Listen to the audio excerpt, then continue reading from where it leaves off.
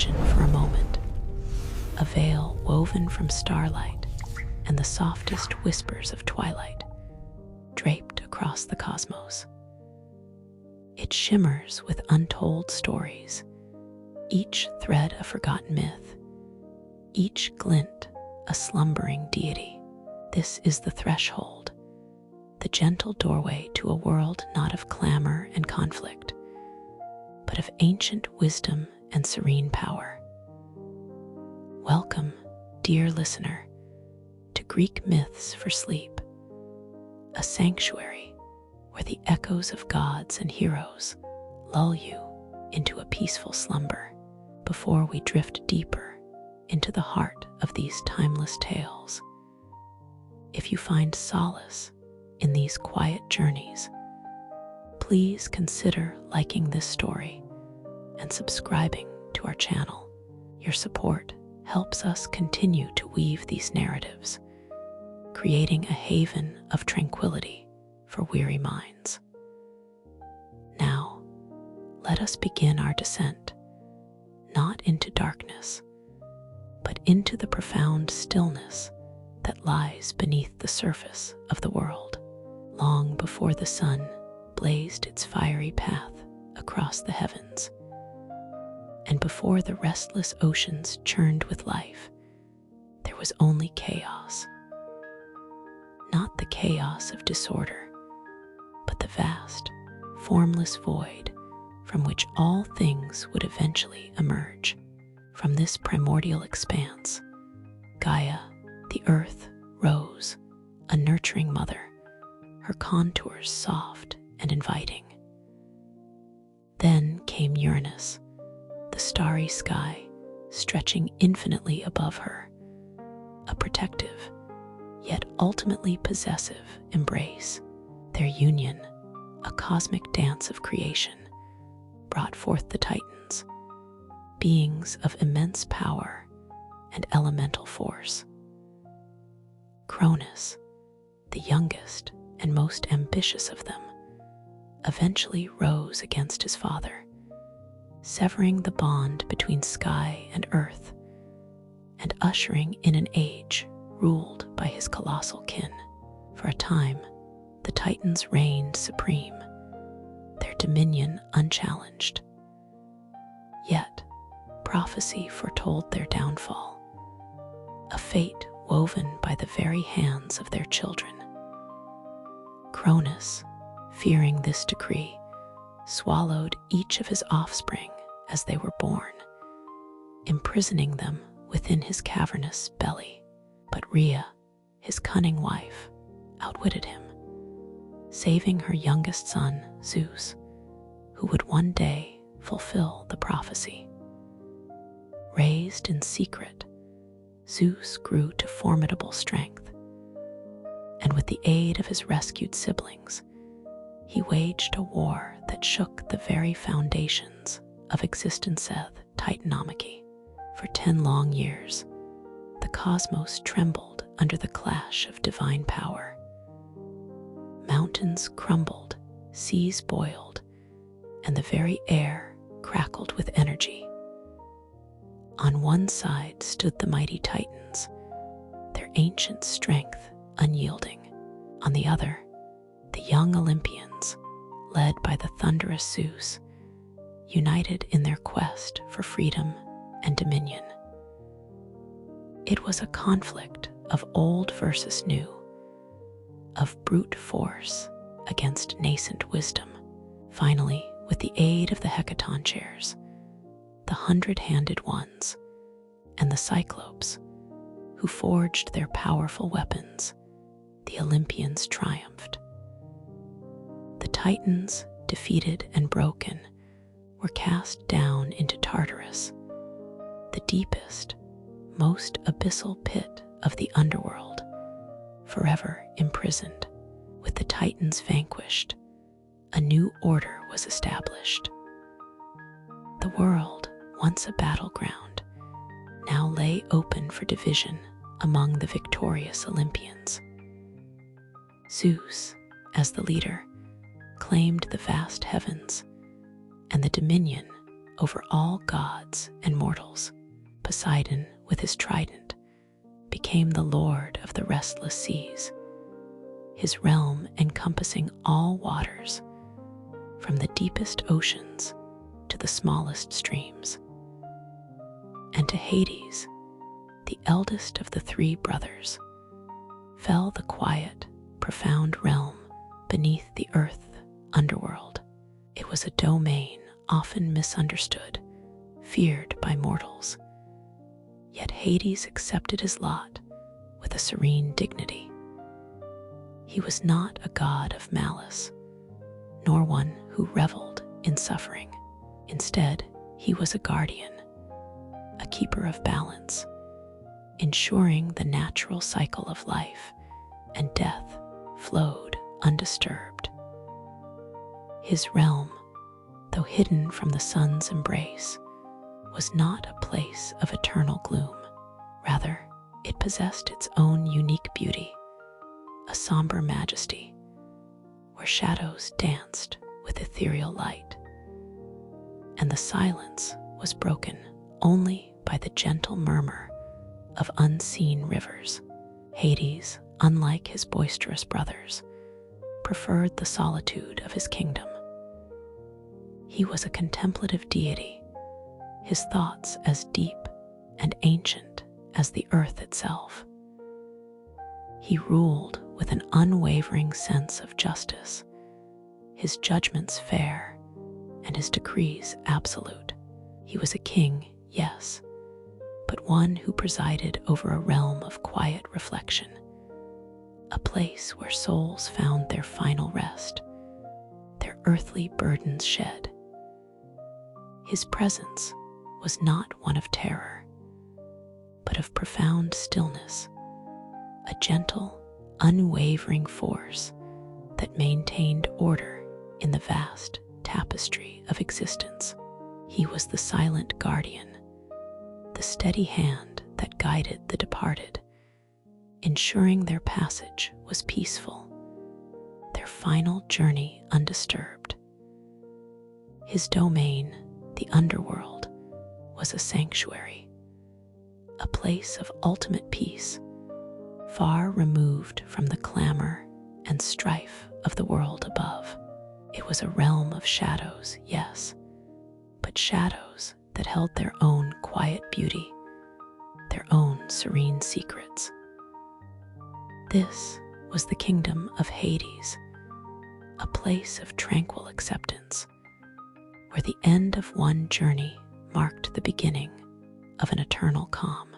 Imagine, if you will, a realm not of shadows and despair, but of quiet contemplation and profound peace. There, beneath the vibrant tapestry of the living world, lies a kingdom of eternal twilight, a place where souls find their ultimate rest. This is the domain of Hades, the often misunderstood ruler of the underworld.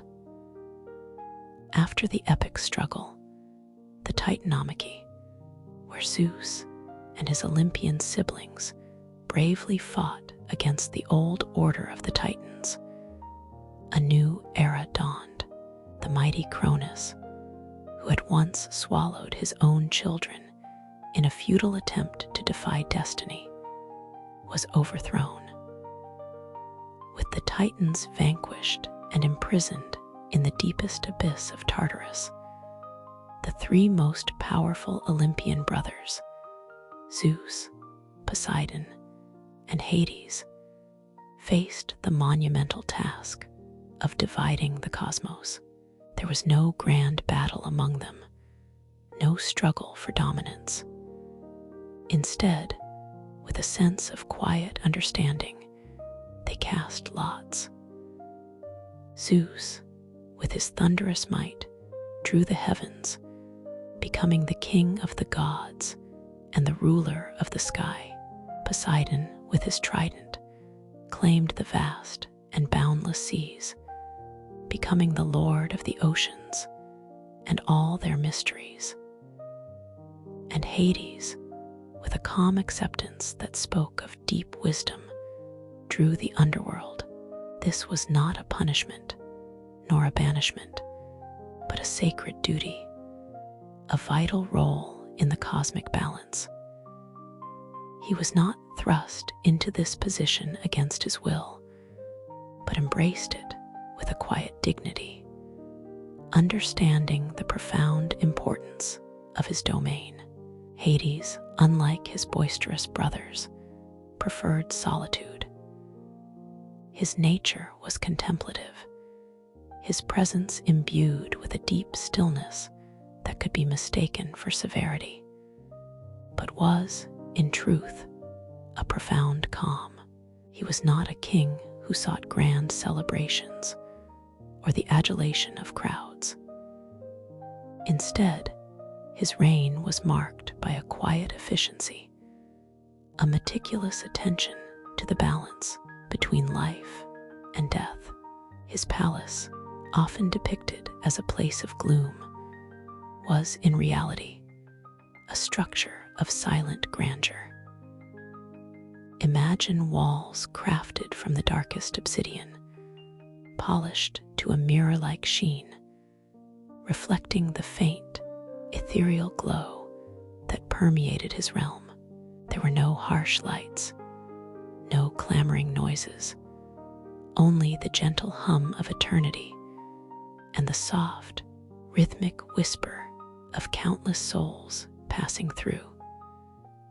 Within these silent halls, Hades moved with a purpose that was both gentle and unwavering. His throne, carved from ebony and adorned with subtle silver filigree, did not inspire fear, but rather a sense of ancient authority. He was the guardian of souls, the ultimate keeper of the balance, ensuring that each spirit found its rightful place.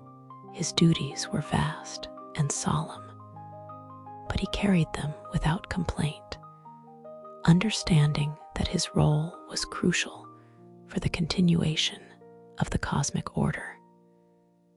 He oversaw the passage of the dead, ensuring their journey was peaceful, their transitions smooth.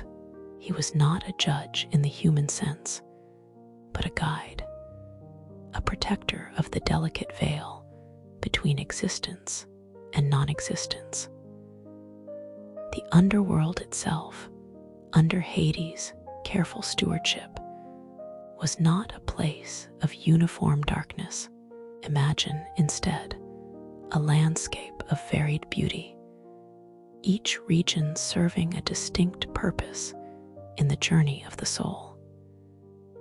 There was Elysium, the land of the blessed, bathed in a perpetual, soft, golden light. Here, the air was perpetually mild, scented with blooming asphodel and ambrosial nectar.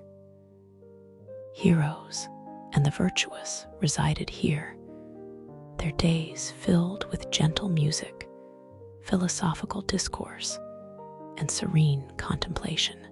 Imagine verdant meadows stretching endlessly, dotted with groves of silver poplars, their leaves rustling with whispers of contentment. This was a place of true peace, a reward for lives well lived, a testament to the gentle side of Hades' rule. Then there was the Asphodel Meadows, a vast expanse where the majority of souls, those who were neither exceptionally virtuous nor exceptionally wicked, resided. Imagine a landscape painted in muted tones, a soft gray-green, with an endless field of asphodel flowers swaying gently in a breeze that carried no chill. The atmosphere here was one of quiet acceptance, a realm of gentle forgetfulness, where souls drifted peacefully, their earthly memories fading like distant echoes. There was no suffering, no torment, only a quiet, almost meditative existence. Hades understood that not every every soul sought eternal bliss or eternal punishment, and for the vast majority, a tranquil, undemanding existence was precisely what was needed. And then there was the Styx, the most famous of the Underworld's rivers. Imagine a river not of turbulent rapids, but of slow, deliberate currents, its waters dark and reflective, mirroring the soft, ethereal glow of the underworld sky. Its flow was measured, ancient, carrying the echoes of countless journeys. It was across these calm waters that Charon, the ferryman, guided the souls of the departed. The sound of his ancient wooden oar dipping into the water was a rhythmic, soothing cadence, a lullaby for those embarking on their final journey. There was no fear in this passage, only a sense of inevitable transition, a gentle crossing from one state of being to another. The Styx was not a barrier of dread, but a pathway of peace, a symbol of the smooth and orderly transition that Hades ensured. Hades, in his quiet solitude, was never lonely. He found companionship in the profound silence of his realm, in the rhythmic flow of the Styx, and in the gentle whispers of the souls he protected. His was a unique form of governance, one based not on power or conquest, but on the maintenance of balance and the offering of ultimate rest. He was the unseen king, the silent guardian, ensuring that the cycle of life and death continued with grace and dignity. His presence brought order to the chaotic transition of souls, transforming what might be feared into a process of serene acceptance. Imagine him seated on his obsidian throne, not with a scowl, but with a gaze that held the wisdom of ages, a quiet understanding of the universe's grand design. His realm, the Underworld, was not a place to be feared, but a sanctuary, a haven where all journeys eventually concluded, and where peace, in its truest form, reigned supreme. Welcome, weary traveler, to a sanctuary where ancient whispers weave dreams into the fabric of the night. Close your eyes and let the gentle currents of myth carry you to a realm often misunderstood, a place of profound peace and serene purpose. We journey now to the Underworld, not as a place of dread, but as a quiet, profound realm presided over by Hades, the contemplative guardian of souls. Hades' realm is not a place of malice or torment.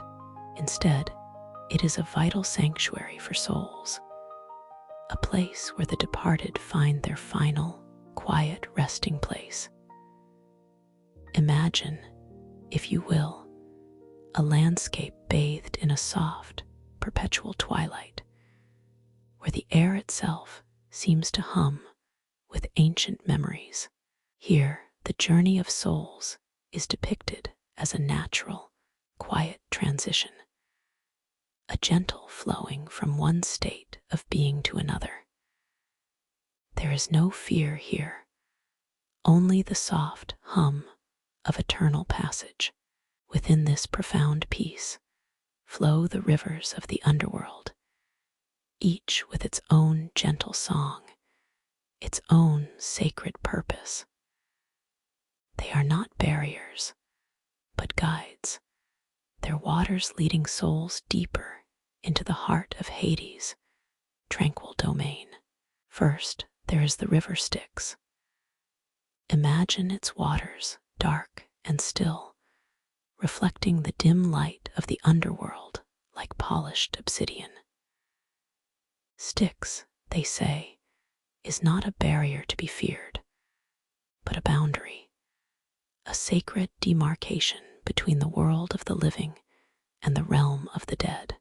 Its current is slow, almost imperceptible, carrying with it an ancient solemnity. When a soul arrives at its banks, there is no crashing of waves, no tumultuous roar, only a gentle lapping against the shore, a quiet murmur that speaks of passage and transition. The air above the Styx is calm, often still, carrying the faint scent of damp earth and distant, blooming asphodel. And upon these quiet waters glides Charon's silent ferry. Charon himself is a figure of quiet purpose, his movements economical and unhurried. He does not speak, nor does he need to. His presence is enough, a comforting, steady anchor in the journey across the Styx. The ferry, a simple, sturdy vessel, moves with an almost dreamlike grace, propelled by Charon's slow, rhythmic strokes. The souls on board, if they could be seen, would appear serene, their forms translucent, their essence dissolving into the gentle mist that often hovers just above the water's surface. This is not a journey fraught with peril, but a peaceful crossing, a quiet surrender to the natural order of things.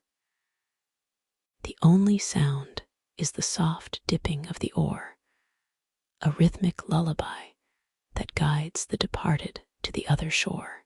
Beyond the Styx, another river flows, its waters holding a different kind of solace, the River Lethe. Imagine its surface, smooth and unblemished, shimmering with a faint, ethereal glow.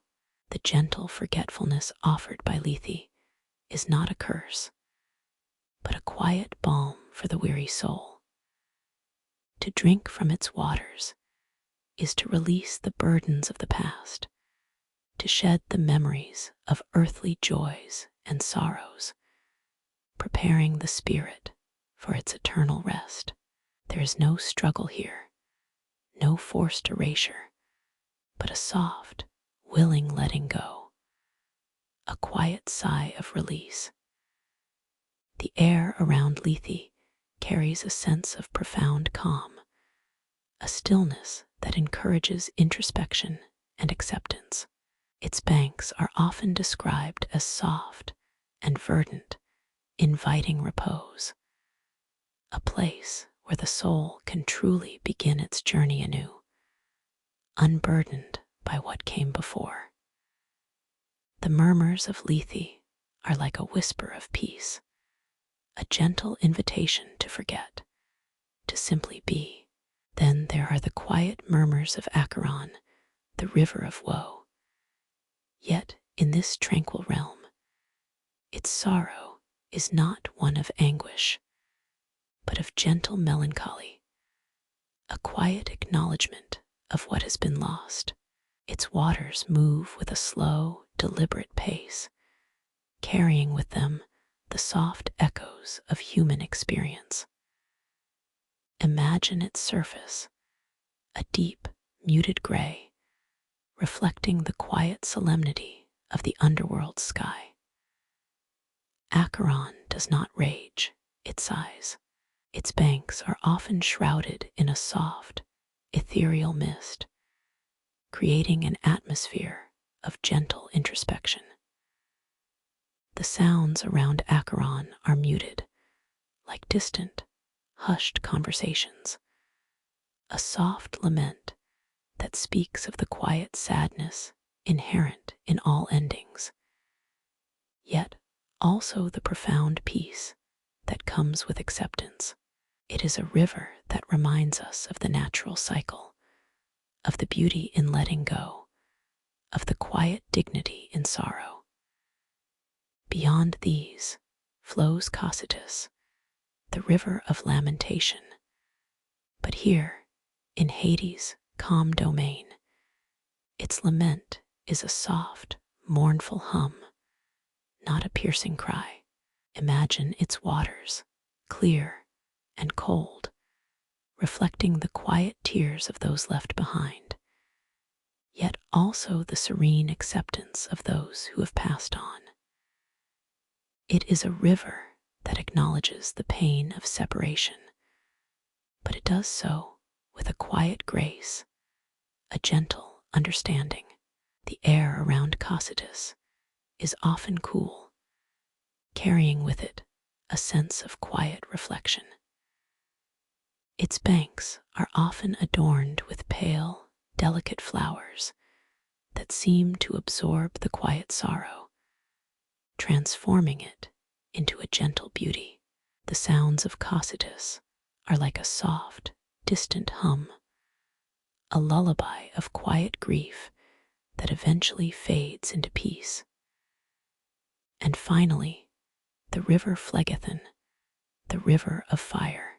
But here, its flames are not those of torment, but of a gentle, cleansing warmth, a perpetual, soft glow that illuminates the deeper reaches of the underworld. Imagine its waters, flowing with a warm, amber light, casting dancing shadows on the cavern walls. Phlegethon's fire is not destructive, but transformative, a gentle heat that purifies and renews. It is a river that speaks of the enduring spirit, of the warmth that remains even after life's embers have faded. The air around Phlegethon is warm and comforting, carrying the faint scent of ancient embers and subtle spices. Its banks are often made of smooth, dark stone, warmed by the river's gentle glow, inviting contemplation and quiet reflection. The sounds of Phlegethon are like a soft, crackling hearth, a soothing presence in the quiet depths of Hades' realm. Each of these rivers, with their unique qualities, contributes to the serene beauty and tranquil acceptance that define Hades' domain. They are not obstacles to be overcome, but flowing entities that guide souls, each current carrying the departed deeper into the profound peace of the underworld. The journey of souls here is depicted as a natural, quiet transition, a gentle flowing from one state of being to another, guided by the quiet currents of destiny. There are no harsh or frightening descriptions of the rivers or their purpose.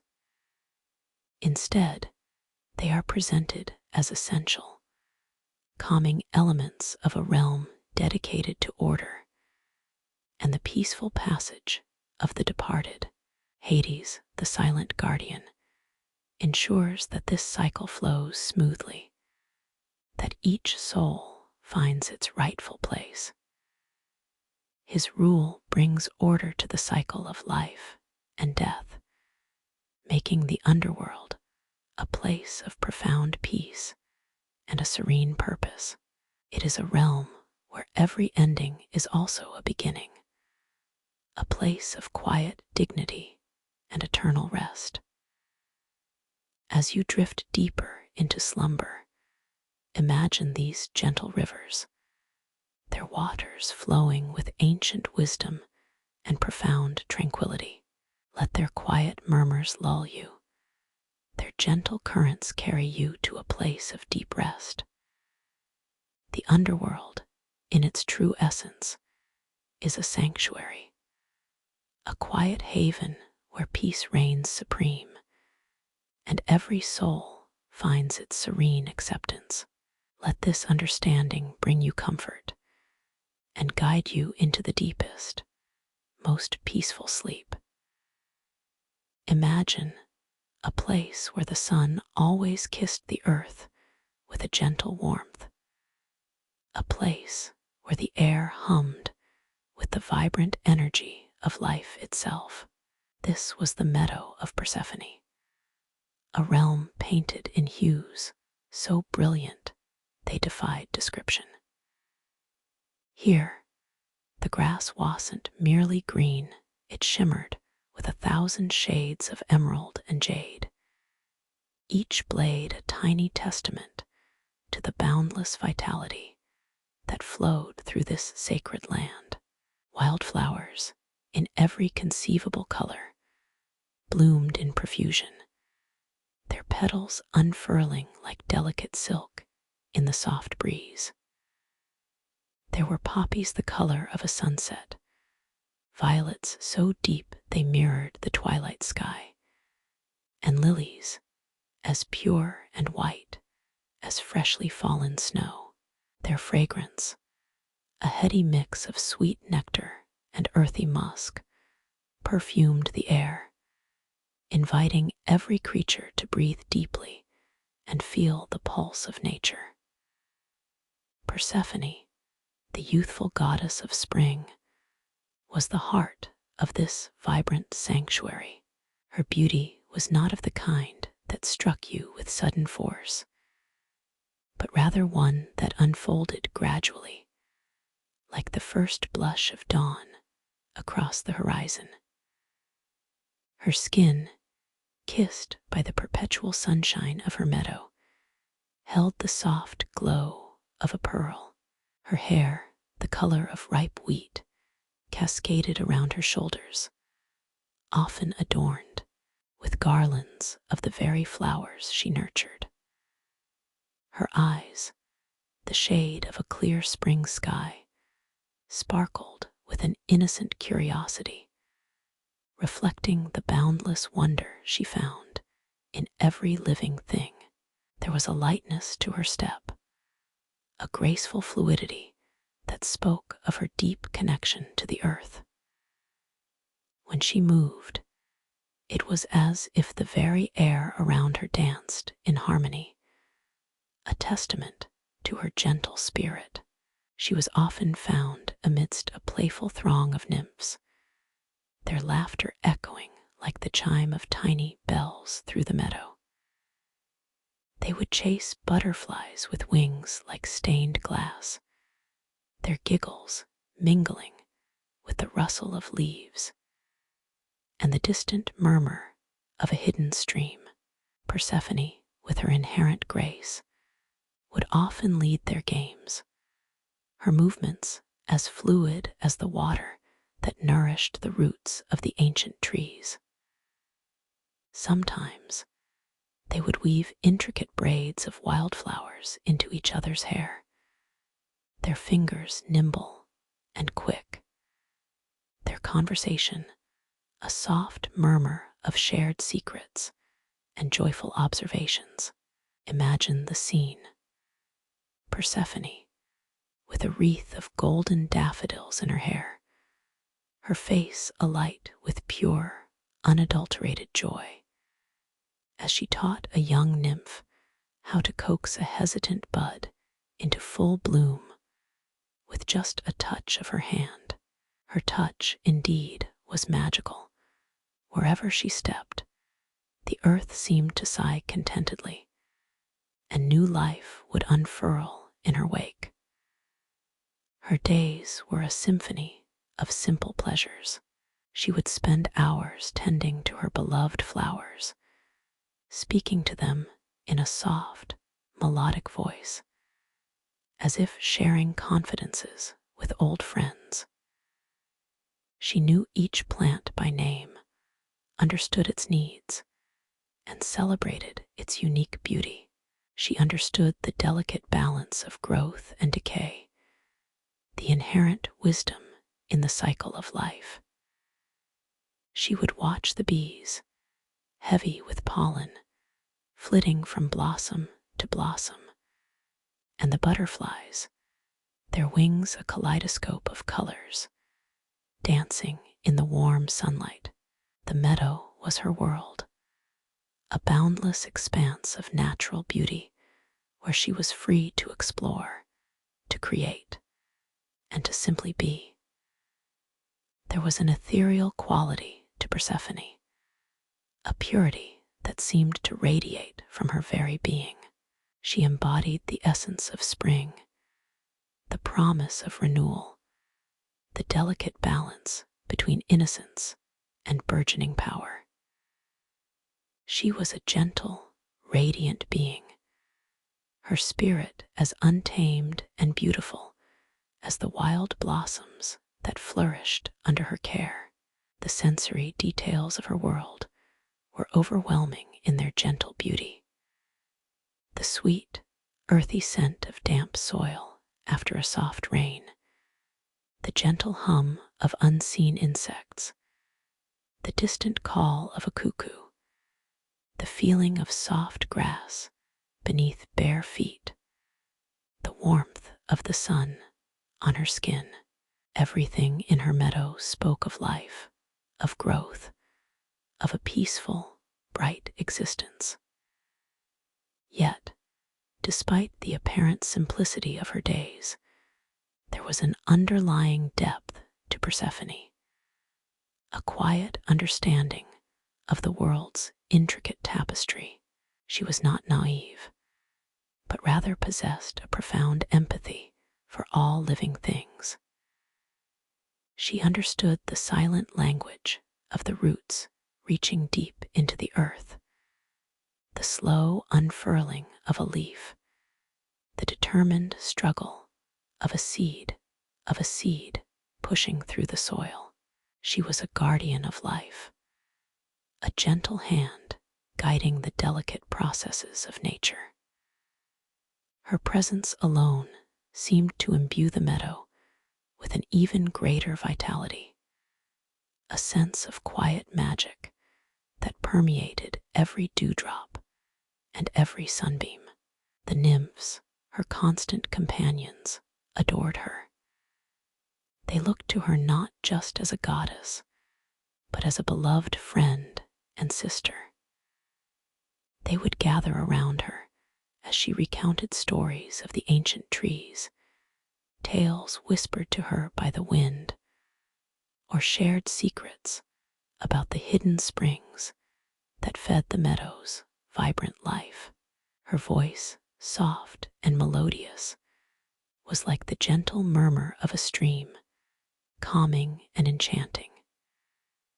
They would listen mesmerized, their eyes wide with wonder, as she described the intricate patterns on a butterfly's wing, or the subtle shift in color of a flower as it turned its face towards the sun. This meadow, this haven of light and life, was a reflection of Persephone herself. It was a place of unblemished beauty, of pure, unadulterated joy.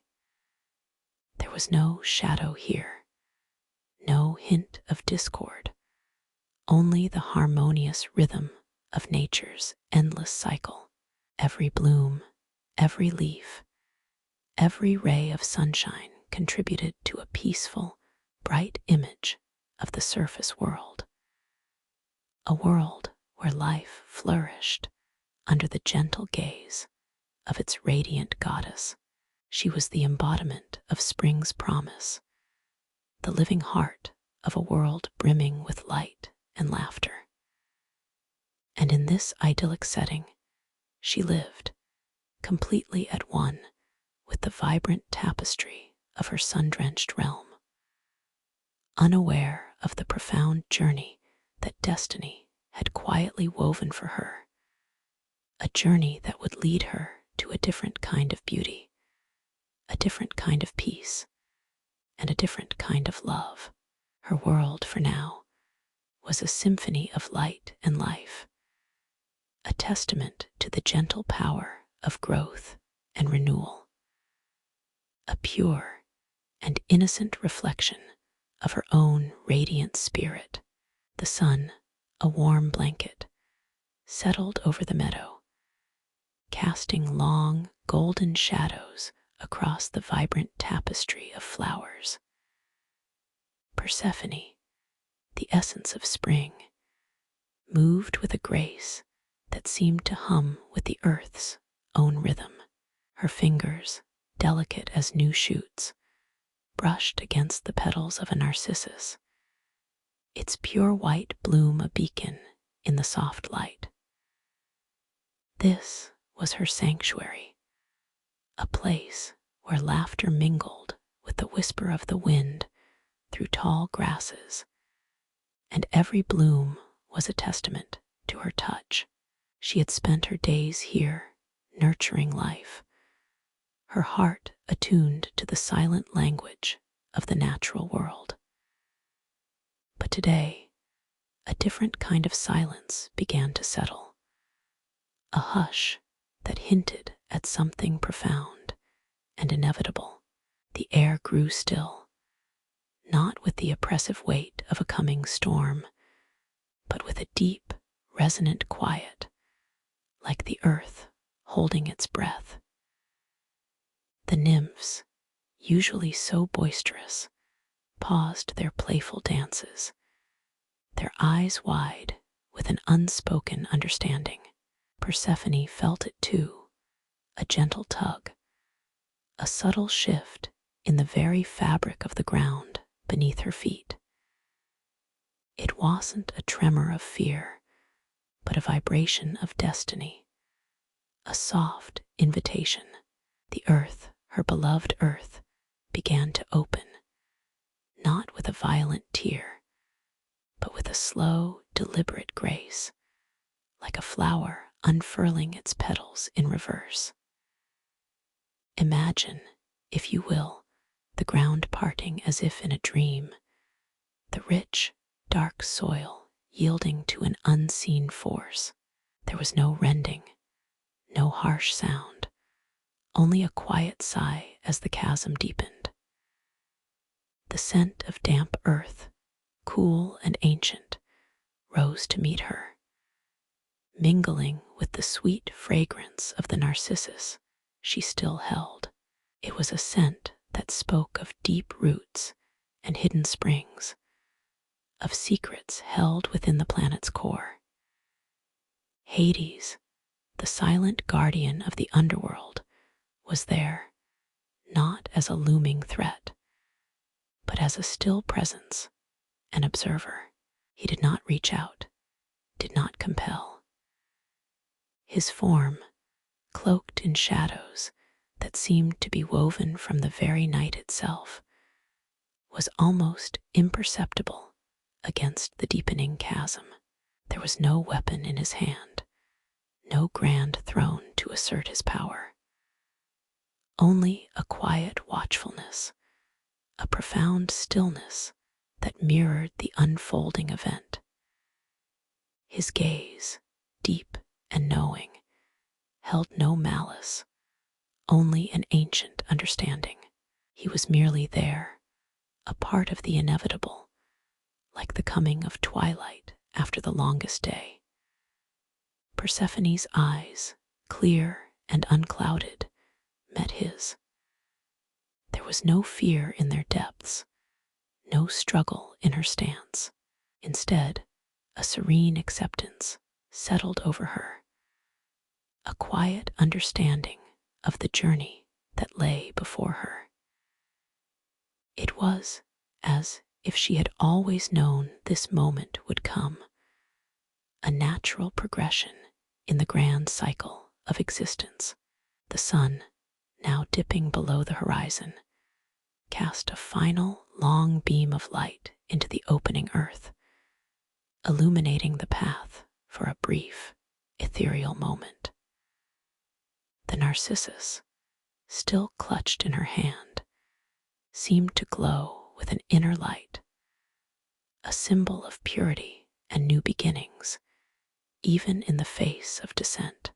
She stepped forward, not falling, but gliding, drawn by an unseen current, a gentle pull towards the depths. The earth embraced her, closing softly behind her, like a hand folding over a precious jewel. The light of the meadow faded, replaced by the soft luminescence of the underworld, a world bathed in the glow of unseen fires and the shimmer of distant rivers.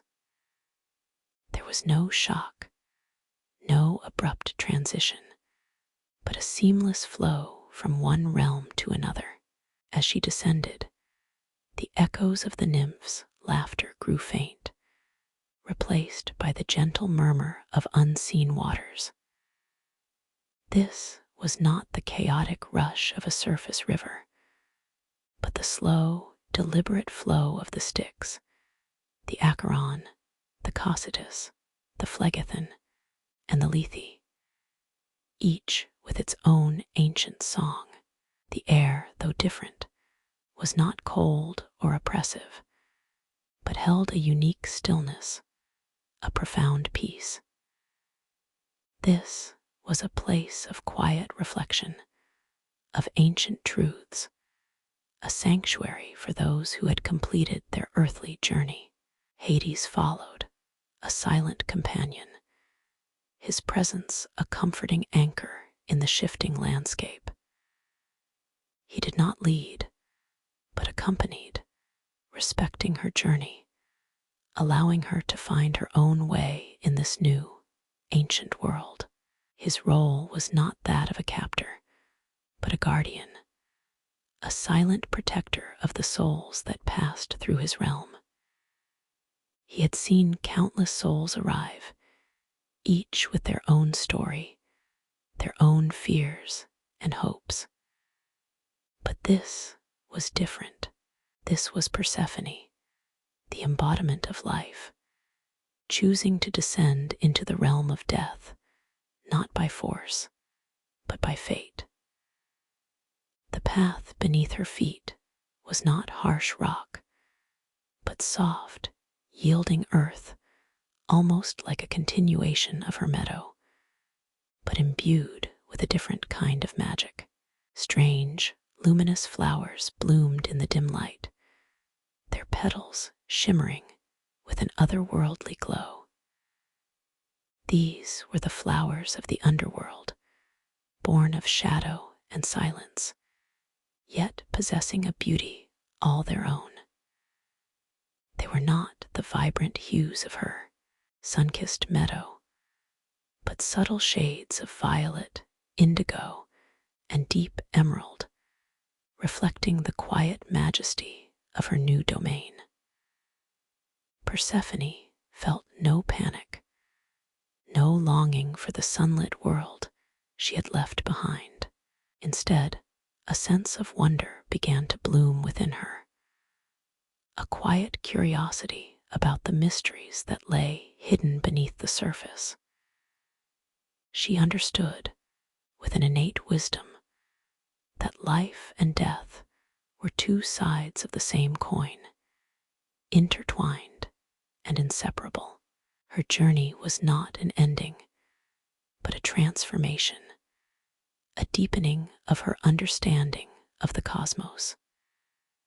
The underworld was not a place of torment, but a realm of peace, a quiet harbor for the departed. The souls that drifted past her were not wailing in despair, but moved with a serene purpose, guided by Charon across the silent rivers. There was a sense of order here, a profound stillness that resonated with her own spirit. The vastness of the realm stretched out before her, a landscape of shadowed valleys and distant, shimmering plains. Imagine a world where the stars are not in the sky, but reflected in the depths of silent lakes, where the whispers of ancient trees carry the wisdom of ages. Hades, still a silent presence, observed her with an unwavering gaze. He saw the acceptance in her eyes, the quiet strength that belied her youthful appearance. He saw not a victim, but a queen destined to rule beside him, bringing a new kind of life to his ancient realm.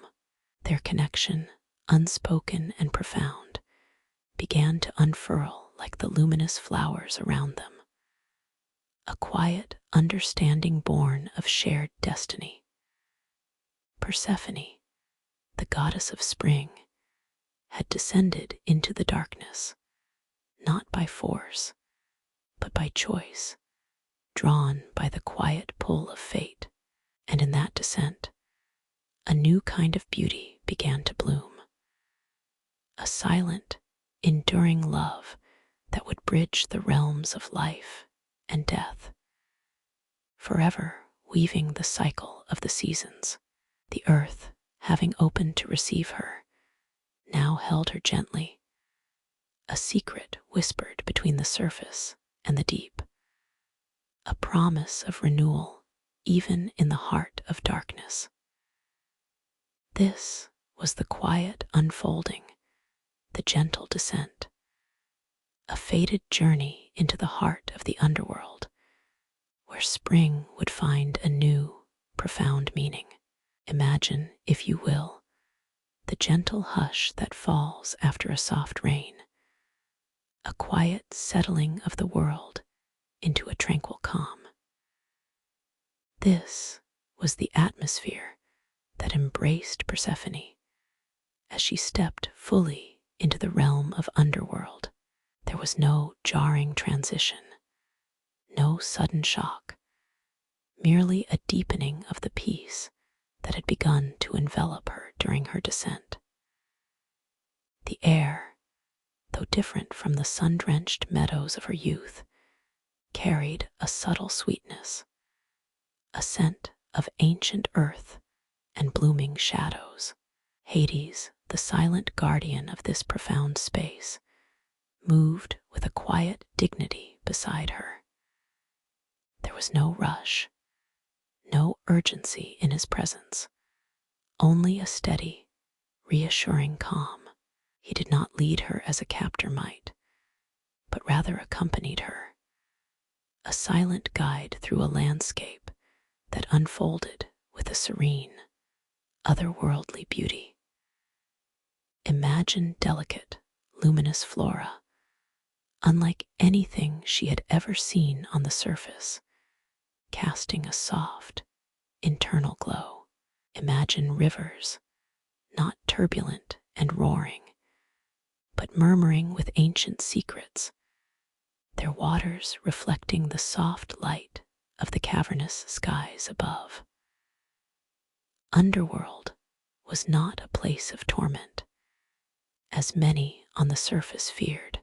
Instead, it was a realm of quiet reflection, a vast, echoing chamber where the true nature of existence could be contemplated without the distractions of the fleeting world above. Persephone felt no panic, no fear. Instead, a profound sense of wonder began to bloom within her, a quiet understanding of the intertwined nature of life and death, of growth and stillness. She began to see her journey not as an end, but as a transformation, a deepening of her wisdom, a new facet of her being unfolding.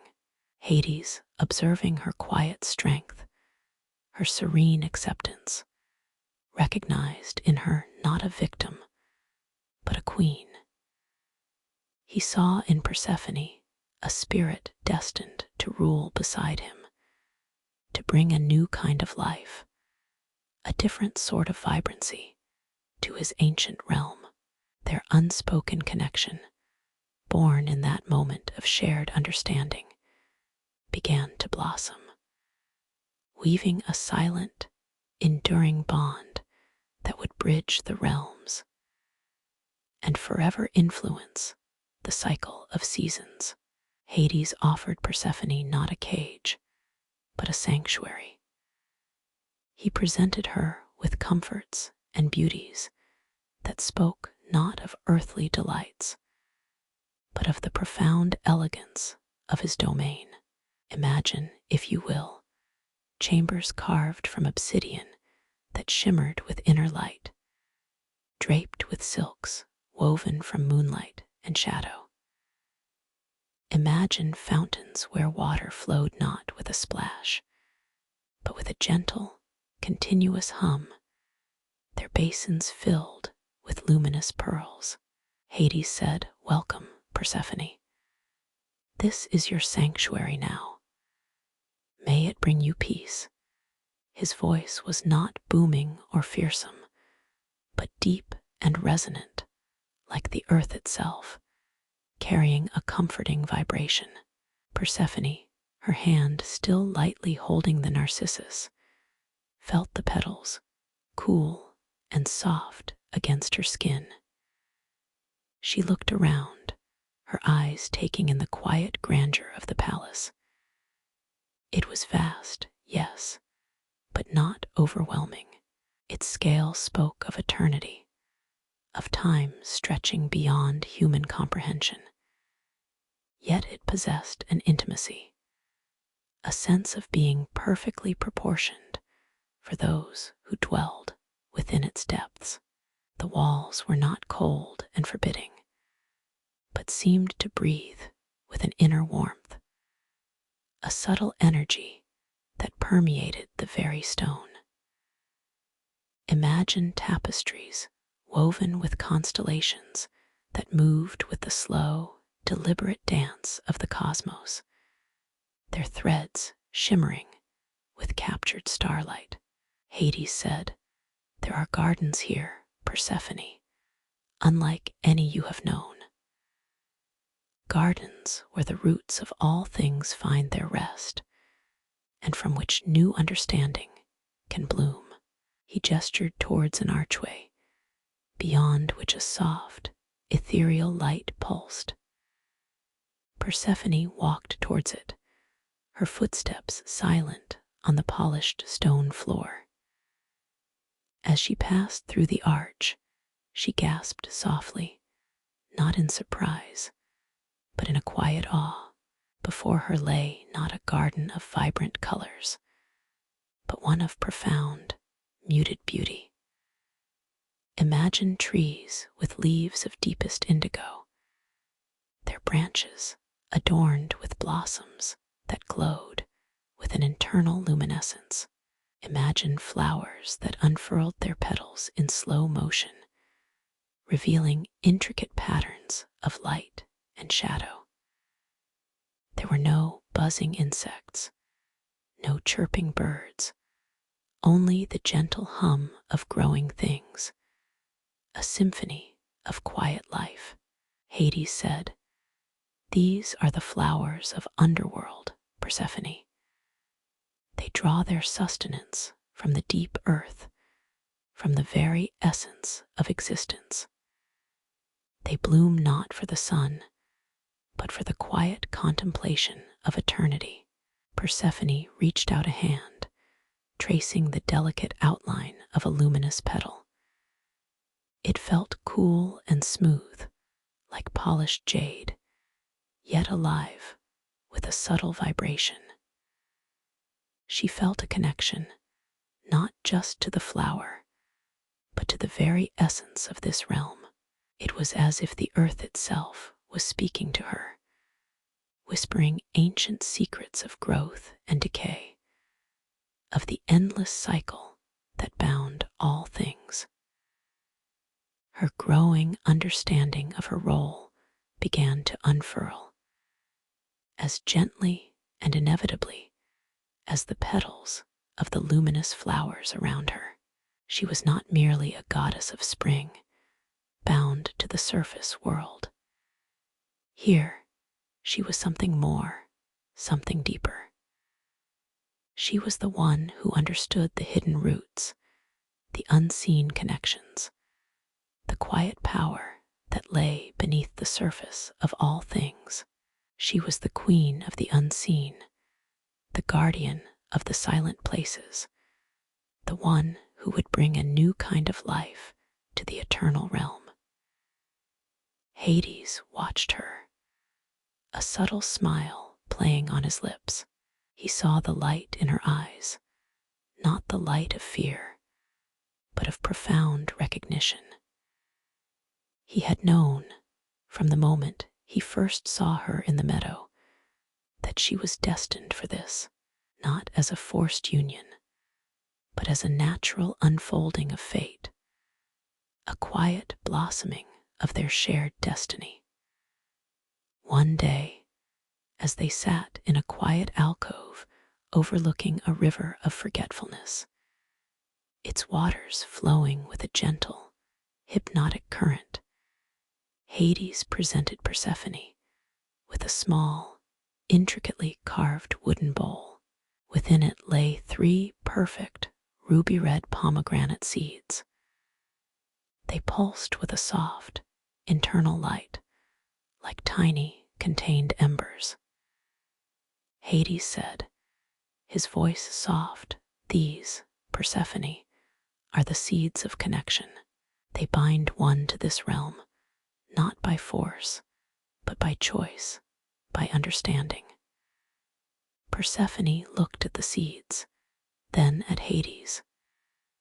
There was no pressure in his gaze, no expectation, only a quiet offering. She understood the symbolism, the ancient magic woven into these tiny, potent gems. To partake of them was to become a part of Underworld, to intertwine her destiny with its eternal rhythms. It was a choice, freely given, freely taken. She picked up one of the seeds, its smooth, cool surface a comforting presence in her palm. She raised it to her lips, and with a soft, almost imperceptible movement, placed it in her mouth. The taste was not sweet, as she might have expected, but complex and subtle, like the essence of the earth itself, imbued with a hint of ancient wisdom. It was a taste of belonging, of connection, of a quiet, profound acceptance. She ate a second seed, then a third. Each one deepened the sense of peace within her, solidifying her understanding of her place in this eternal realm. There was no drama, no grand pronouncements. It was a moment of calm, mutual understanding, a silent agreement forged between 2 souls destined to rule together.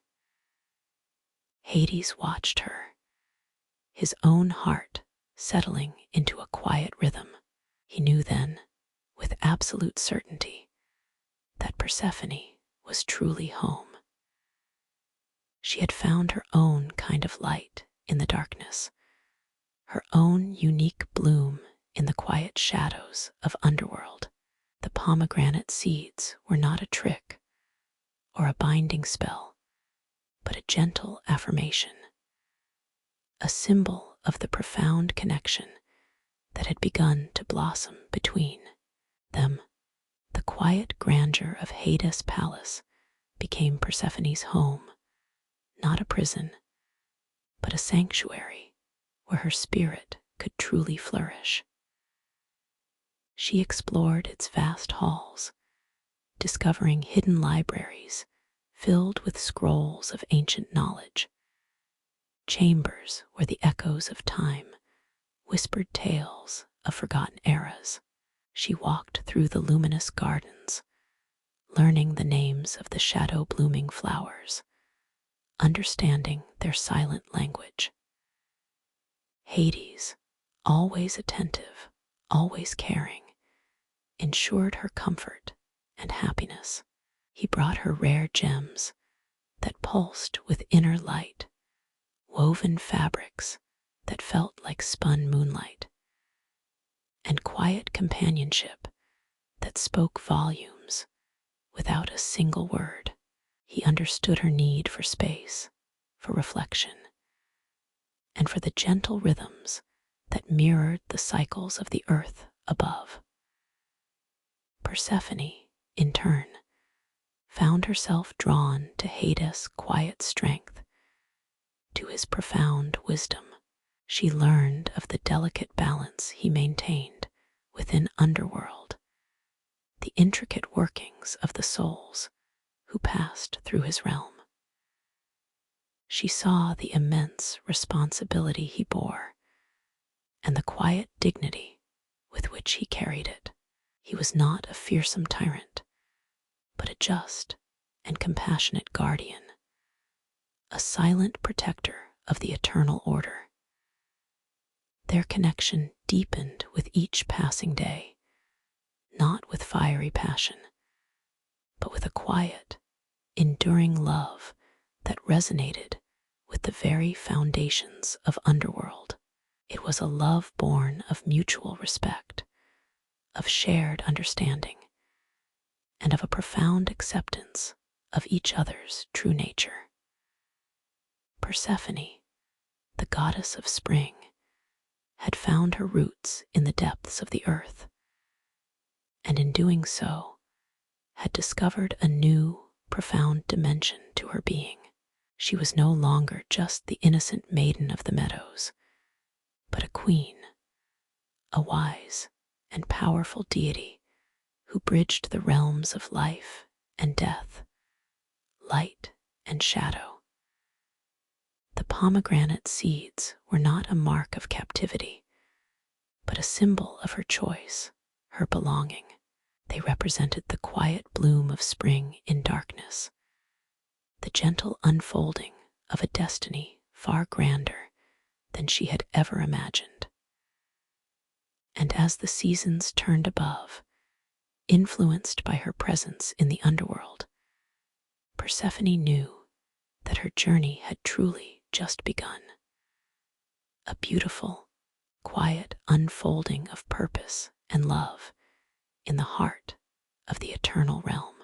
And so, as the quiet bloom of spring continued its gentle unfolding, a soft sorrow settled upon Demeter, a yearning that was not destructive grief, but a tender ache for her beloved Persephone. The world above, accustomed to the vibrant touch of its spring goddess, began to notice her absence. The flowers, once so eager to unfurl, hesitated.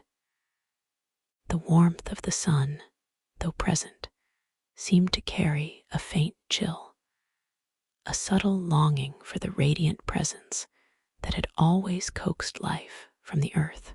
Demeter, with a quiet sigh that rustled through the nascent leaves, knew in her heart where Persephone had gone.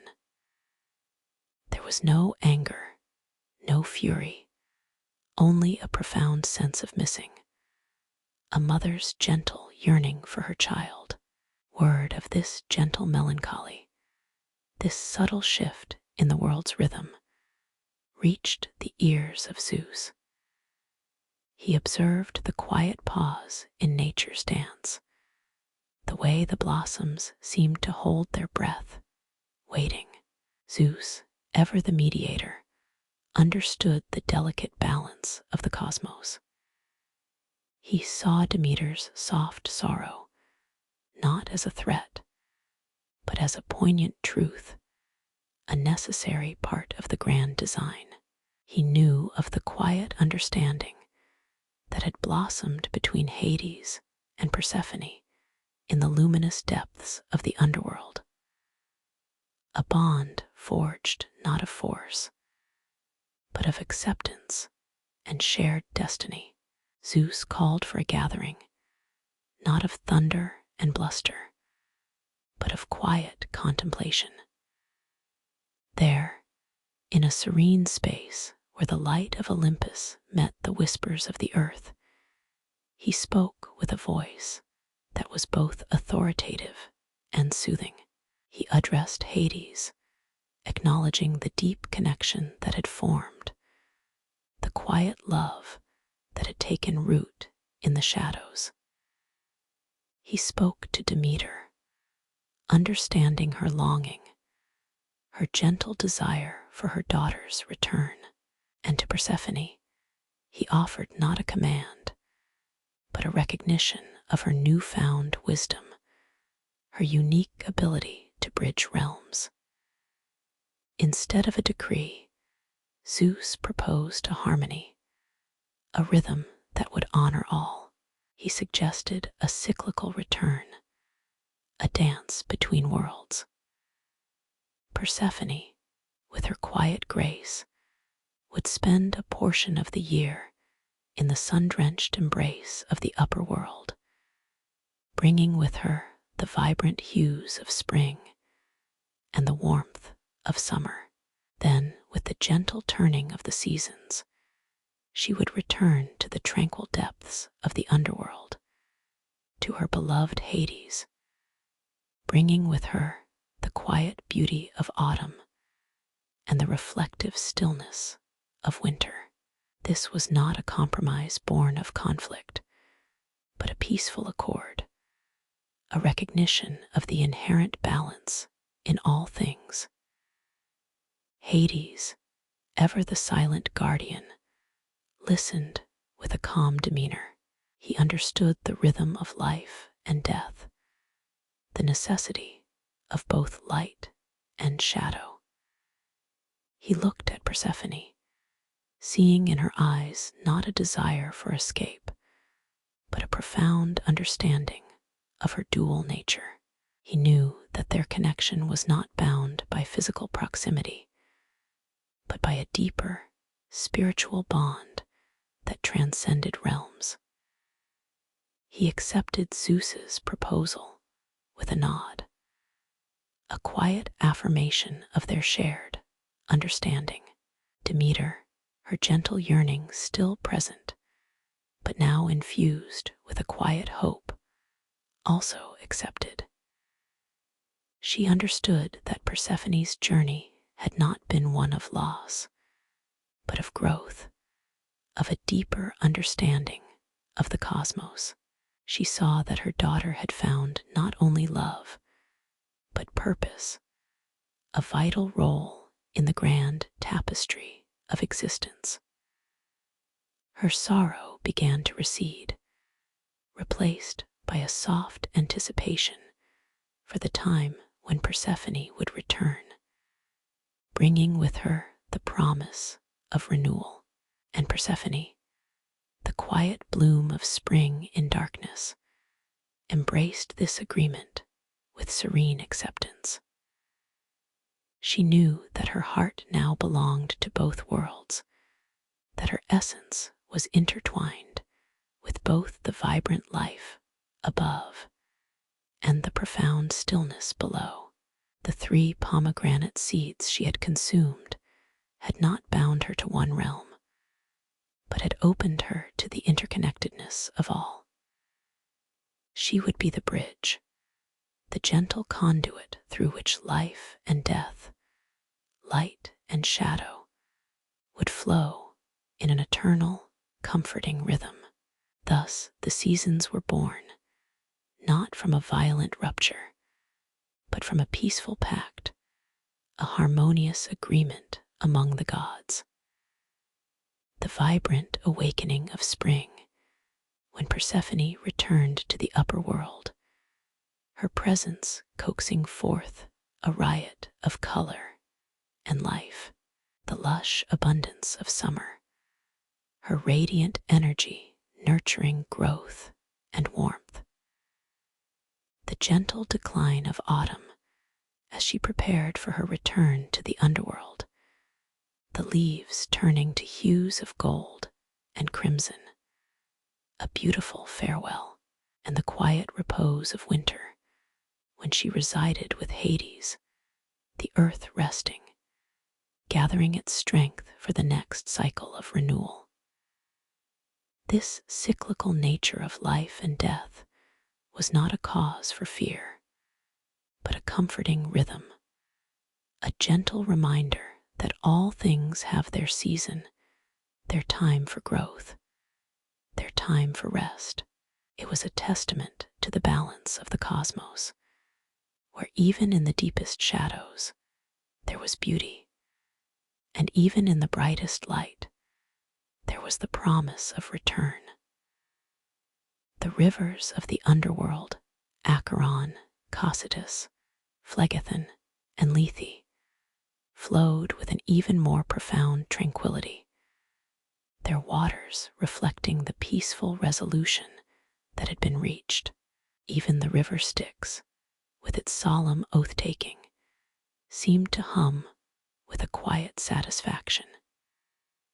Charon, the ferryman, continued his silent work, guiding souls across the waters, knowing that the balance of the realms was secure, that the journey of life and death was a continuous, harmonious flow. Imagine a world where the very breath of spring is a whisper of reunion, where the silence of winter holds the promise of return. Their agreement was a gentle dance, a cosmic waltz that shaped the very fabric of existence. There was no victor, no vanquished, only a profound understanding of interconnectedness. Instead of a forceful decree, there was a quiet blossoming of acceptance, a recognition that true power lay not in domination, but in harmony. The Olympian gods, witnessing this peaceful resolution, understood the wisdom of Zeus's mediation. They saw that the strength of their realm lay not in rigid control, but in embracing the natural flow of life. Even Poseidon, with his dominion over the vast and restless seas, felt a sense of calm ripple through his waters, reflecting the newfound serenity of the land. Persephone, now truly the queen of both realms, moved with an ethereal grace. Her presence in the underworld brought a unique vibrancy to its quiet beauty, the shadow-blooming flowers seeming to unfurl with a deeper luminescence in her presence. Her return to the upper world was not merely a physical journey, but a spiritual one, infusing the earth with a renewed sense of purpose and life. This was the story of the seasons, a tale not of abduction and sorrow, but of acceptance and profound connection. It was a narrative where the quiet bloom of spring in darkness found its perfect counterpart in the radiant light of the world above. It was a testament to the enduring power of gentle understanding, a reminder that even in the most unexpected places, love can blossom and destiny can unfold with a quiet, comforting grace. The world found its rhythm, its breath, its very essence in the gentle, cyclical journey of Persephone, the bridge between realms, the embodiment of life's eternal dance. Imagine, if you will, the quiet guardians of the underworld, not as fearsome beasts or vengeful spirits, but as silent sentinels, ensuring the profound tranquility of this realm. Their presence is a gentle hum, a quiet assurance of order, woven into the very fabric of the deep. There, at the very threshold, stands Cerberus, the loyal hound of Hades. Instead of a snarling terror, imagine him as a creature of immense calm, his 3 heads resting, eyes wide and watchful, yet without malice. His fur, the color of twilight, ripples gently with each breath, a silent testament to his ancient vigil. He is not there to inflict fear, but to preserve the peace, to ensure that only those meant to cross do so, and that those who have found their eternal rest remain undisturbed. His presence is a silent welcome to the souls who arrive, a gentle, unwavering guide.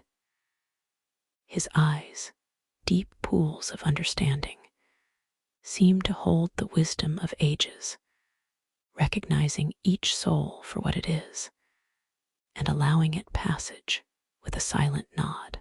Beyond Cerberus, deeper within the quiet expanse, are the Furies. Instead of the terrifying figures of myth, envision them as silent enforcers of a natural, cosmic order.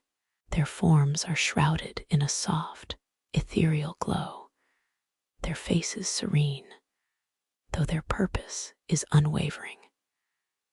They are not agents of vengeance, but rather the quiet upholders of balance, ensuring that the threads of fate, spun by the Morai, remain untangled and true. Their presence is a gentle reminder that every action has its echo, every life its consequence, not in a punitive sense, but as an intrinsic part of the universal harmony. They move with a quiet grace, their movements almost imperceptible. Their voices, if they ever spoke, would be but a whisper on the wind, a soft reassurance that all is as it should be. Their role is to maintain the profound stillness, the deep peace that permeates the underworld, ensuring that the natural rhythm of existence flows unimpeded. They are the silent guardians of justice, not with a heavy hand, but with an almost imperceptible touch, guiding the currents of destiny. The quiet procession of souls, too, contributes to this profound calm. They drift like soft mists, their forms translucent, their movements unhurried. There is no urgency here, no fear, only a gentle acceptance of their journey. They pass by Cerberus, who watches them with his calm, knowing gaze, and beyond the Furies, who stand as silent witnesses to their passage. Each soul is a unique whisper in the vastness, a delicate echo of a life lived, now journeying towards its ultimate repose. They carry no burdens, only the essence of their being, shedding the transient concerns of the world above as they approach their final destination. The air itself seems to hum with this quiet movement, a constant, gentle flow, like a river finding its way to the sea. Hades, the gentle lord of this tranquil realm, understands this profound peace. His throne, carved from the deepest earth, seems to absorb and reflect the quietude around him. He is not a ruler who demands obedience through fear, but one who presides over an ancient and necessary order with a calm, reflective wisdom. His gaze, though deep, holds no judgment, only a vast understanding of the cycles of life and death, of the delicate balance that sustains all things. He sees Cerberus, the Furies, and the countless souls, not as subjects, but as integral parts of the cosmic tapestry he oversees. His presence is a steady anchor, a source of unwavering calm in the heart of the underworld. Persephone, now queen by his side, has come to embrace this quiet beauty. She understands that the underworld is not a place of dread, but a realm of profound rest and reflection, a necessary counterpoint to the vibrant chaos of the world above.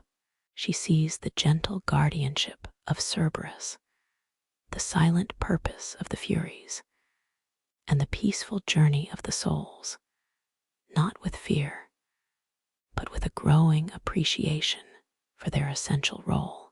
Her presence, too, adds to the serenity, a soft light that complements the deep shadows, a gentle warmth that balances the ancient coolness of the realm.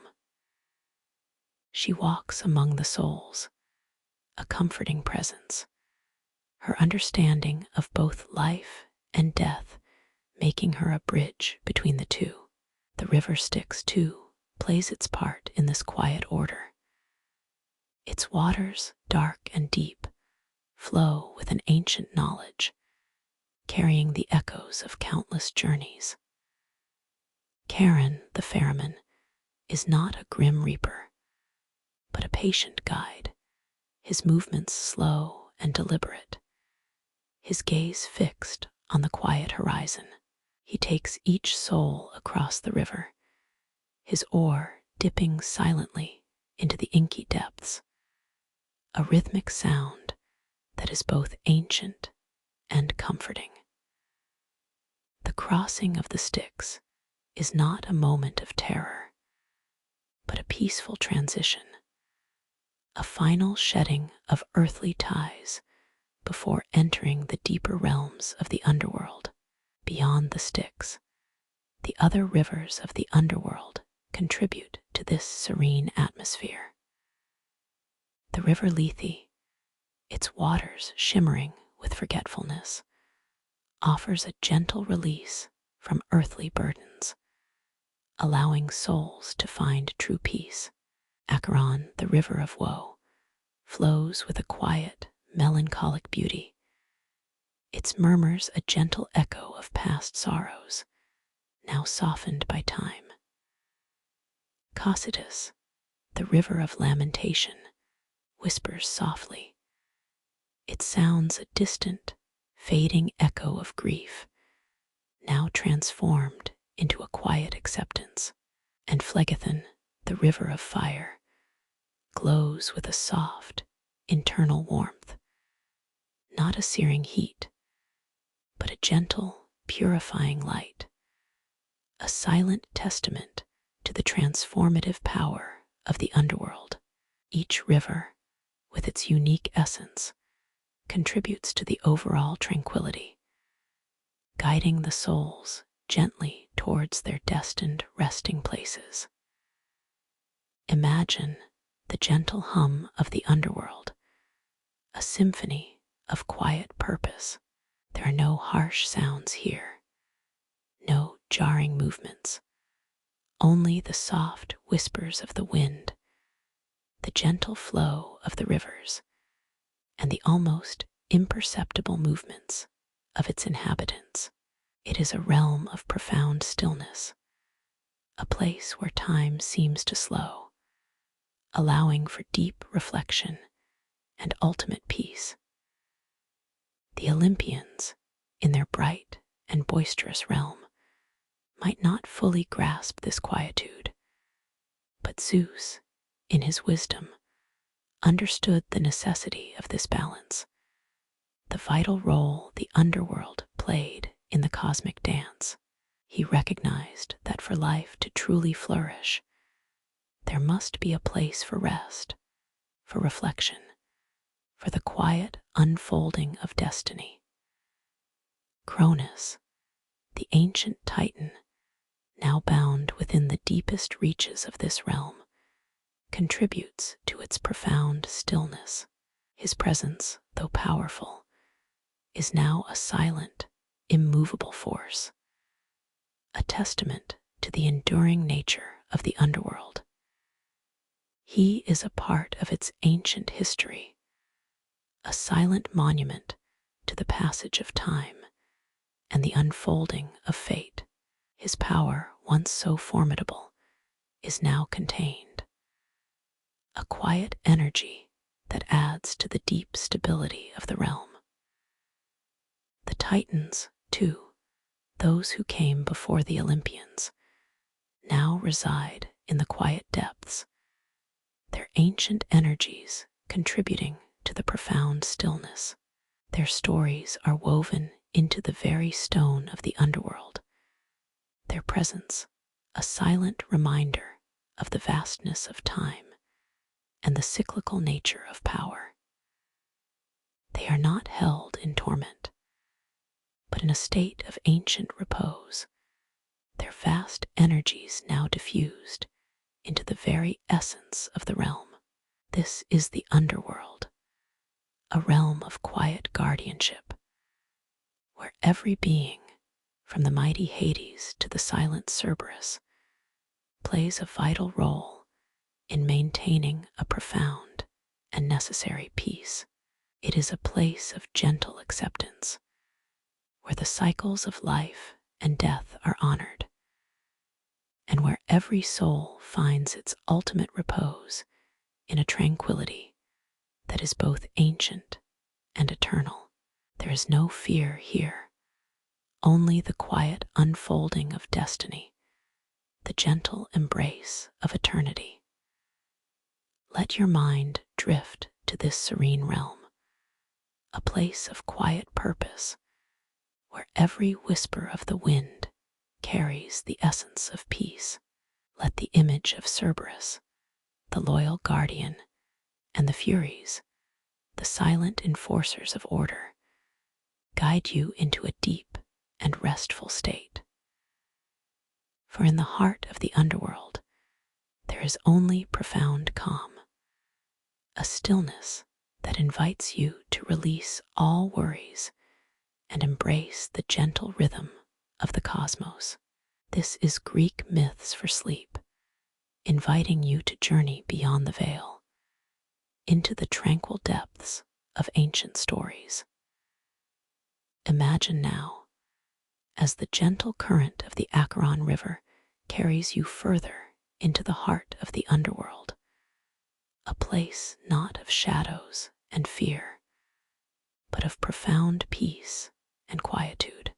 This is a realm where the very air breathes tranquility, a soft sigh of eternity that lulls the weary soul into a deeper state of rest. There are no harsh sounds here, only the whisper of unseen breezes and the distant, soothing murmur of the rivers. As you drift, you might notice the landscape beginning to change, subtly, imperceptibly. The mists thin, revealing vast, rolling plains stretching out before you, bathed in a soft, ethereal light that seems to emanate from everywhere and nowhere all at once. This, the underworld said, is the fields of asphodel, a boundless expanse where the majority of souls find their quiet repose. It is a place of gentle, endless fields, adorned with pale, delicate asphodel flowers that sway in an unfelt breeze, their petals like whispers against the fabric of eternity. Here, the souls wander in a state of tranquil contemplation, their earthly burdens shed like old garments upon entry. There is no sorrow, no longing, no regret. Instead, there is a quiet contentment, a profound sense of belonging to the vast, unchanging rhythm of the cosmos. Imagine them, these countless souls, moving with a serene grace, their forms shimmering faintly in the soft light, each a unique thread in the tapestry of the underworld's peace. They are not lost, nor are they forgotten. Instead, they are simply being, existing in a state of gentle acceptance, their consciousness attuned to the deep stillness that pervades this realm. The silence here is not empty. It is full, pregnant with the echoes of countless lives lived, now distilled into pure, unburdened essence. You might feel a profound sense of calm washing over you, a gentle release from the anxieties of the waking world. This is the gift of asphodel, a place where the soul can simply rest, unburdened by memory, unperturbed by the passage of time. There is no need for striving, no desire for more, only the quiet satisfaction of eternal peace.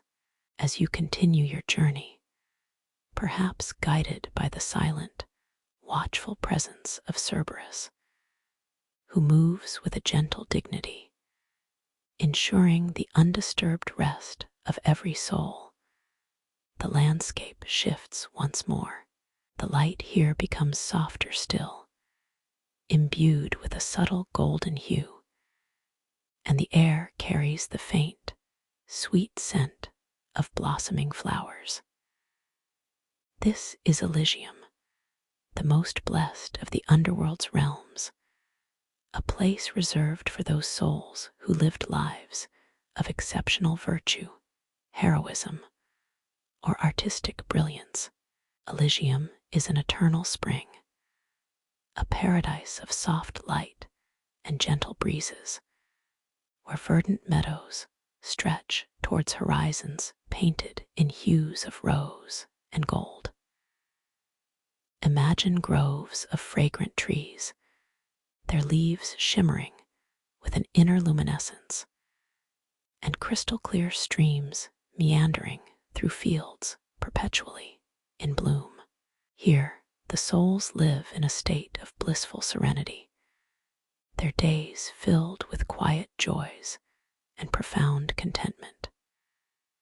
They might engage in gentle conversation, their voices like the rustling of leaves, or simply recline in the soft grass, basking in the eternal warmth of Elysium's light. There are no grand celebrations or boisterous revelries here, for the joy of Elysium is a quiet, internal one. It is the joy of perfect harmony, of effortless existence, of being utterly at peace with oneself and the universe. The souls here remember their past lives, but only the beauty and wisdom gleaned from them, their memories softened by the gentle embrace of Lethe, the river of forgetfulness, which flows nearby. This river, the Underworld explained, does not erase memory entirely, but rather smooths the sharp edges of pain and sorrow, leaving only the gentle glow of experience. Hades, the gentle lord of this realm, watches over Elysium with a quiet pride, for it embodies the very essence of the peace and order he maintains.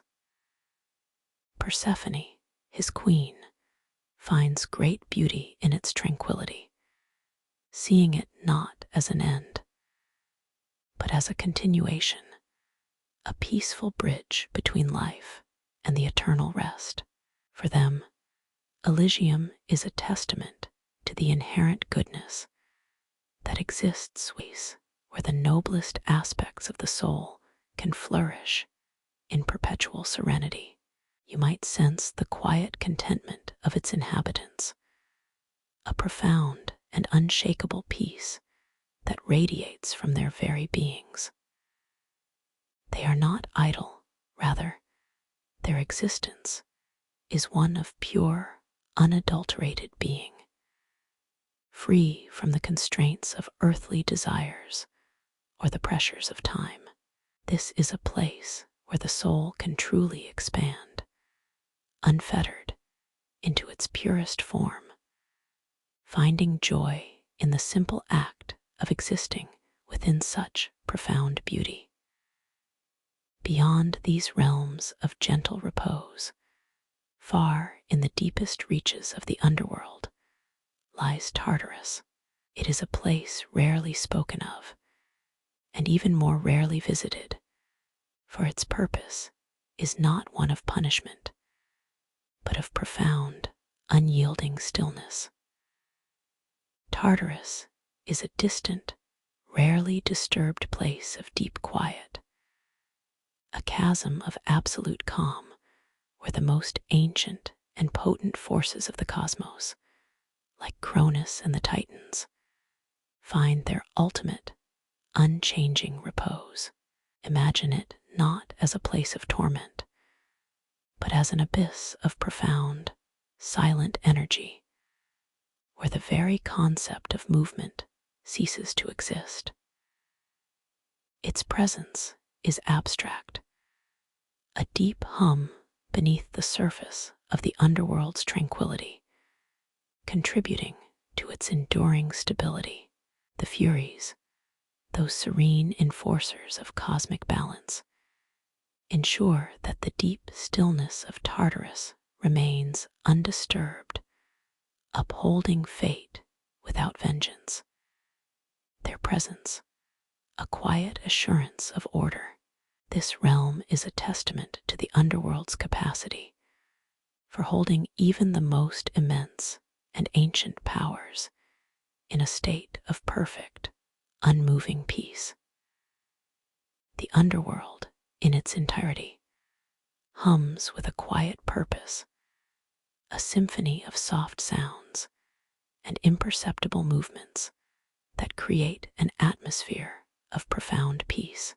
Even the rivers Styx, Acheron, Cocytus, and Phlegethon contribute to this serenity, offering release, softened memories, and gentle purification, each flowing with a purpose that contributes to the overall tranquility. Charon, the patient ferryman, continues to guide souls across the tranquil Styx, his presence a silent comfort to those beginning their journey.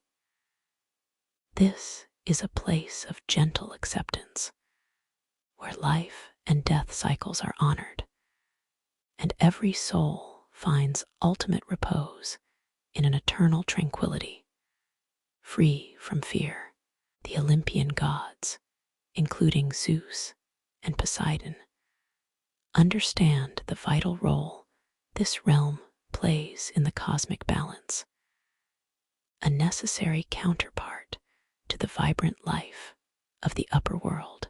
The underworld is not a place to be feared, but a destination to be embraced, a final, peaceful sanctuary where the soul can truly rest. As you feel yourself drifting deeper into this profound calm, let the images of the serene fields of asphodel and the blissful beauty of Elysium settle gently in your mind. Imagine the quiet contentment of the souls, their peaceful existence, a mirror to the stillness you now feel within yourself. Let the abstract, distant quiet of Tartarus remind you of the deep, unwavering stability that underlies all existence. This journey through the underworld is a journey into the heart of peace, a reminder that even in the unseen, there is profound tranquility to be found. The gentle guardianship of Hades, the quiet wisdom of Persephone, the calm guidance of Charon, and the serene presence of Cerberus and the Furies all contribute to this overarching sense of order and purpose. This realm is not merely a destination, but a state of being, a profound acceptance of destiny, and a peaceful reflection of the cyclical nature of life and death. As you continue to drift, imagine the soft, golden light of Elysium enveloping you, a warmth that soothes every fiber of your being. Feel the gentle, endless fields of asphodel stretching out, inviting you to simply be, to exist without effort or concern. This is the essence of the underworld, a place of quiet repose, a sanctuary for the weary soul. Let the whispers of the unseen breezes carry away any lingering thoughts or worries, leaving only a sense of profound calm. The Underworld Whispers is a place where every soul, in its own time, finds its ultimate rest, a place of enduring peace beyond the veil of life. It is a realm where the concept of time itself softens, allowing for an eternal present, a continuous state of gentle being. The Titans and Cronus, their ancient energies diffused into the very fabric of this realm, contribute to its deep stillness, a silent testament to the enduring power of profound rest.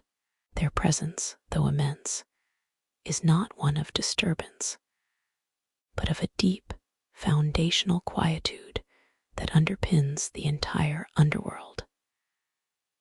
Imagine now the soft light of the underworld casting long, gentle shadows, not of fear, but of profound peace. The air is still, the silence unbroken save for the gentle hum of eternity. This is the quiet acceptance that Hades embodies, the deep wisdom that Persephone understands, and the ultimate solace that awaits every soul. As you feel yourself sinking deeper into this restful state, let the image of the underworld as a place of gentle order and quiet purpose guide you towards a profound and undisturbed sleep, just as the souls find their eternal tranquility within Hades' realm. So too can you find your own peaceful repose, allowing your mind to drift into the quiet, restorative embrace of slumber. Let the stillness of this realm become your own, a deep and unshakable calm that carries you gently into the depths of a truly peaceful sleep. This is the gift of the underworld, a promise of rest, a sanctuary for the soul, and a gentle lullaby for your dreams. Imagine now, as you drift deeper into this tranquil realm, the unseen threads that weave through all existence, guiding every life, every moment. These threads are not spun by chance, nor by arbitrary whim. Instead, they are carefully, lovingly crafted by the Morai, the fates themselves.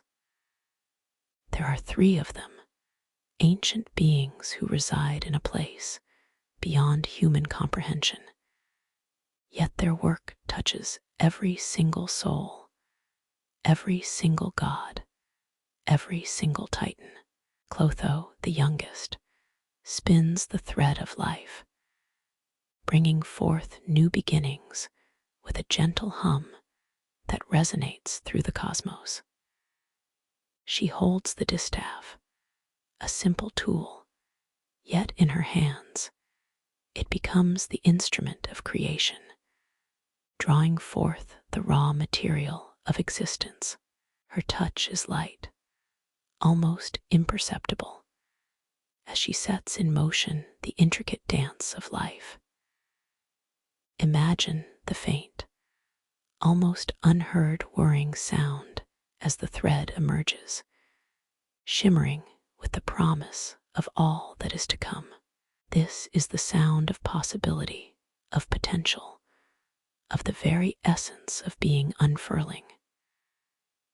Lachesis, the measurer, draws out the thread, determining its length and the course of its journey.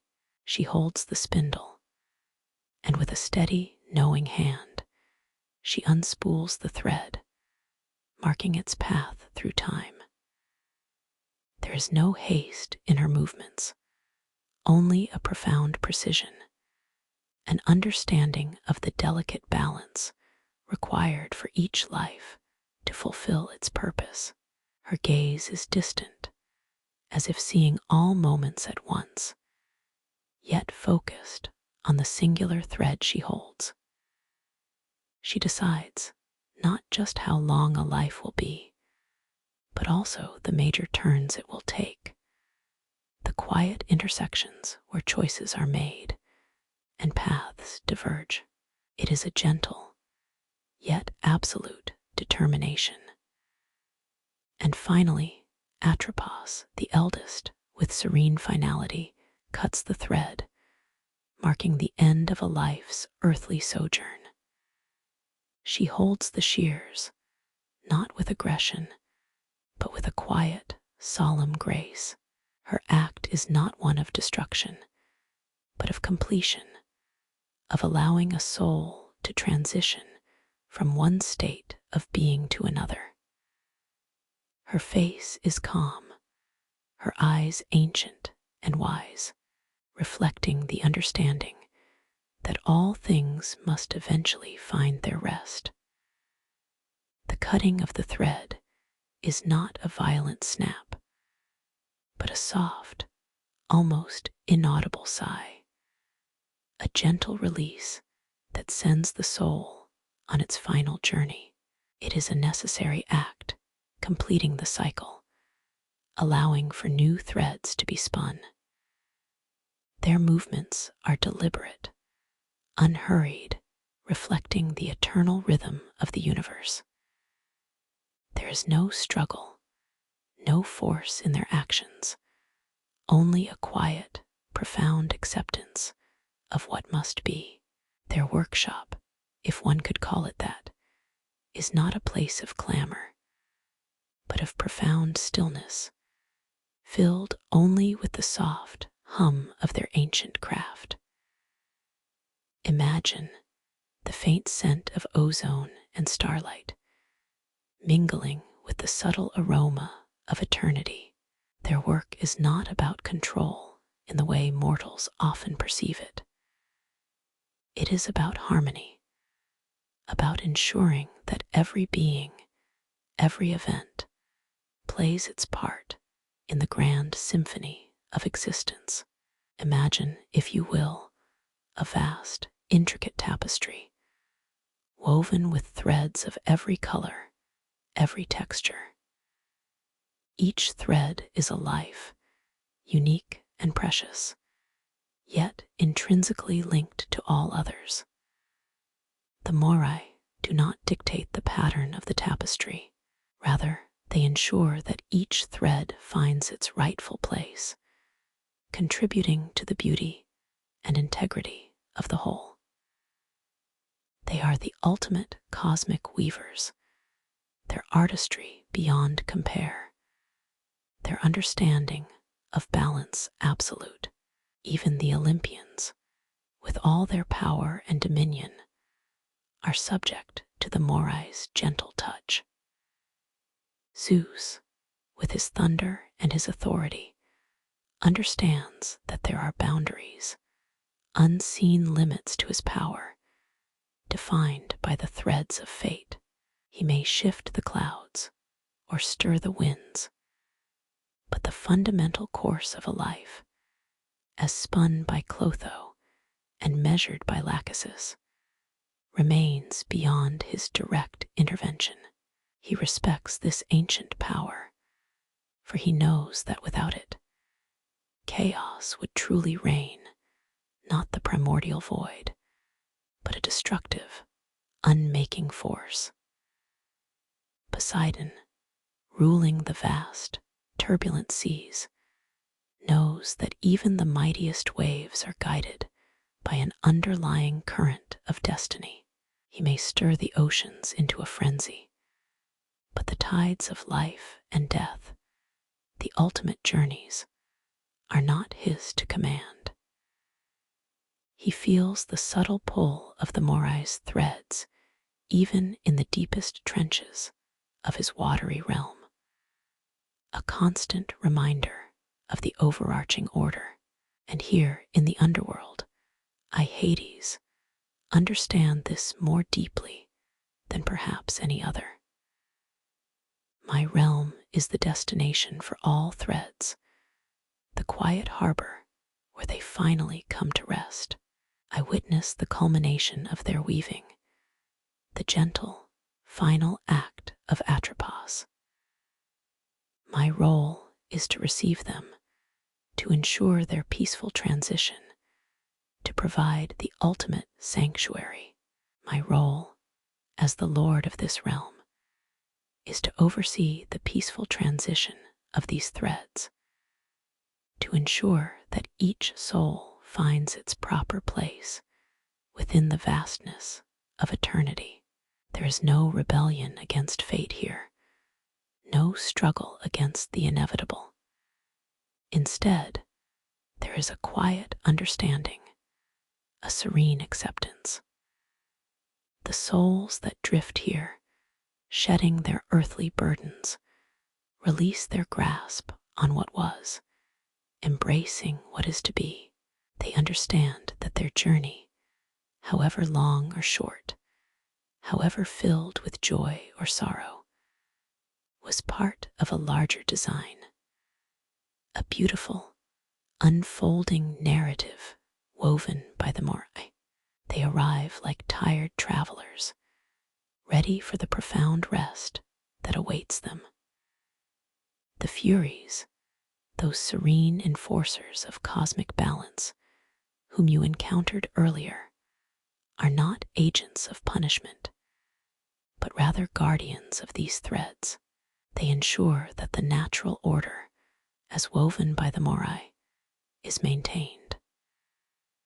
If a thread becomes tangled, or if its natural course is disrupted by a grave transgression, the Furies gently, yet firmly, guide it back into alignment. Their presence is a quiet reassurance that balance will always be restored, that the tapestry of existence will always remain whole. They move with an almost imperceptible hum, their eyes, though ancient, holding no malice, only an unwavering commitment to the cosmic harmony. They are the silent, inevitable consequences of actions, not meted out with wrath, but with the quiet precision of natural law. Consider the gentle flow of the rivers within this realm. Acheron, the river of woe, helps souls release their sorrows, untangling threads of grief.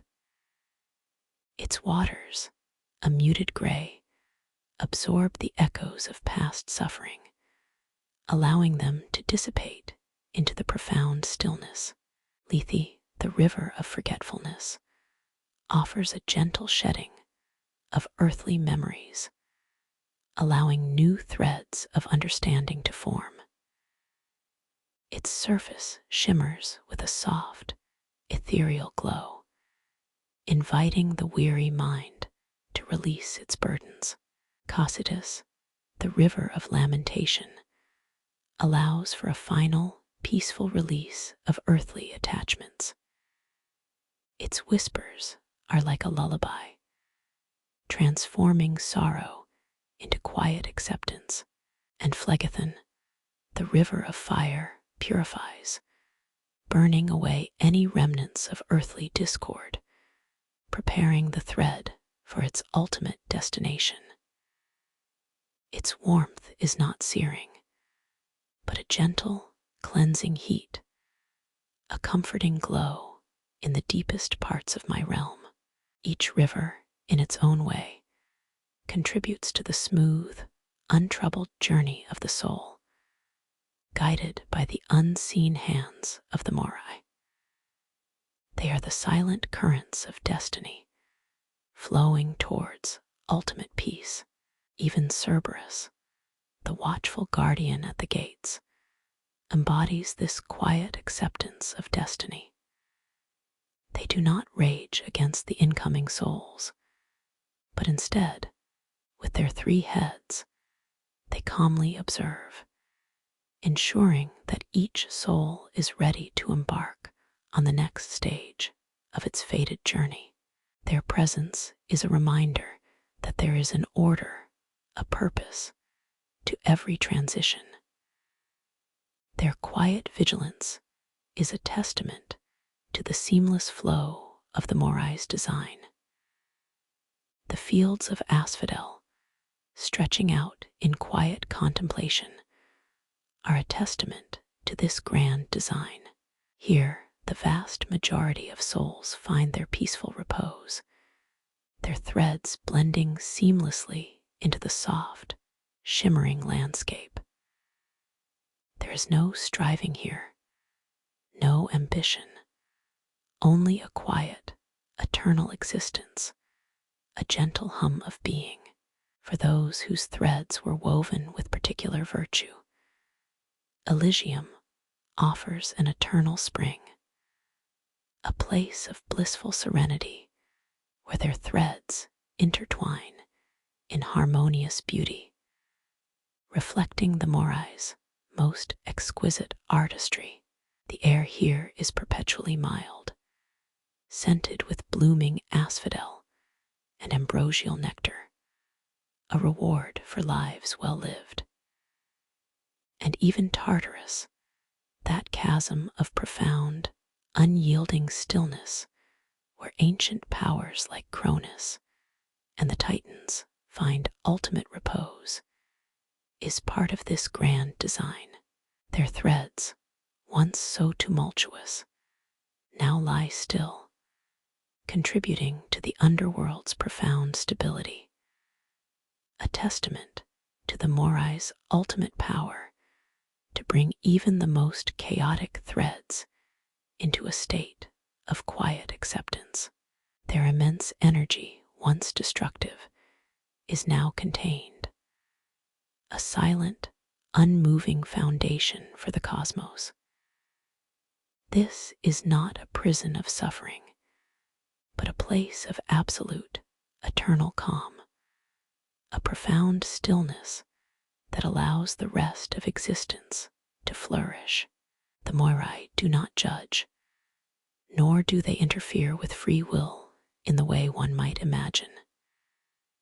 Instead, they represent the natural, inherent order of the cosmos. Their weaving is a reflection of cause and effect, of the interconnectedness of all things. Every choice made, every action taken, sends ripples through the tapestry, and the Moirai ensure that these ripples settle into a harmonious pattern. There is no escape from their gentle influence, for it is the very fabric of existence. They are the silent architects of destiny, their presence a comforting assurance of universal order. Imagine now your own thread woven into this magnificent tapestry. It is unique, vibrant, and essential. As you lie here, listening to the quiet murmur of my voice, feel the gentle pull of your own destiny, not as a restrictive chain, but as a guiding current, leading you towards peace and rest. There is comfort in knowing that your journey, like all others, is part of something far greater, far more intricate than you can possibly comprehend. Every breath you take, every dream you dream, is a part of this beautiful, unfolding design. Persephone, my beloved queen, understands this deeply. Her own thread, woven between the vibrant life of the upper world and the profound stillness of the underworld, is a testament to the Morai's intricate artistry. Her cyclical journey between realms is not a burden, but a vital aspect of cosmic balance, ensuring the harmony between life and death. She is the living embodiment of their gentle design, a bridge between realms, a queen of both light and shadow. Demeter, her mother, though she grieved, eventually came to understand the necessity of this cycle, a testament to the Moirai's gentle yet undeniable influence. The acceptance of this rhythm brought a new, deeper peace to her heart, a quiet understanding that her daughter was not lost, but fulfilling a sacred purpose.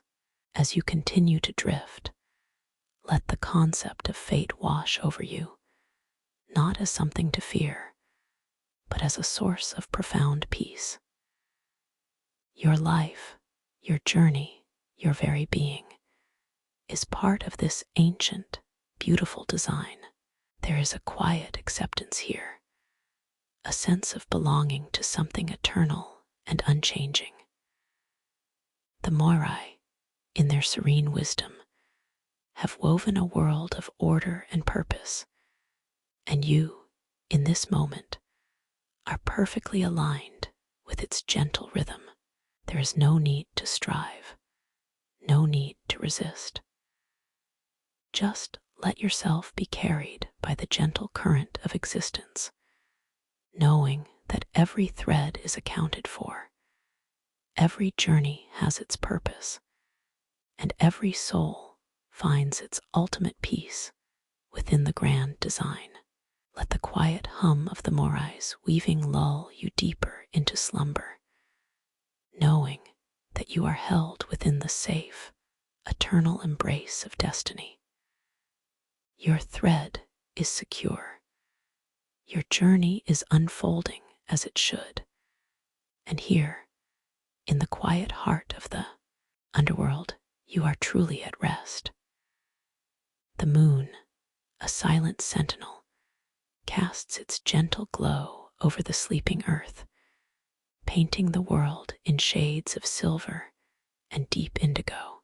Its light filters through the leaves, dappling the ground in soft patterns, a quiet dance of shadows and illumination. A hush has fallen, a profound stillness that whispers of rest and the quiet turning of the cosmic wheel. The very air hums with a low, resonant frequency, a lullaby woven from the silence of the night, a symphony only the most attuned can hear. It is the sound of the world breathing, of time flowing, of everything settling into its rightful place. The distant call of a night bird, a soft hoot, echoes through the quiet, adding to the serene symphony of slumber.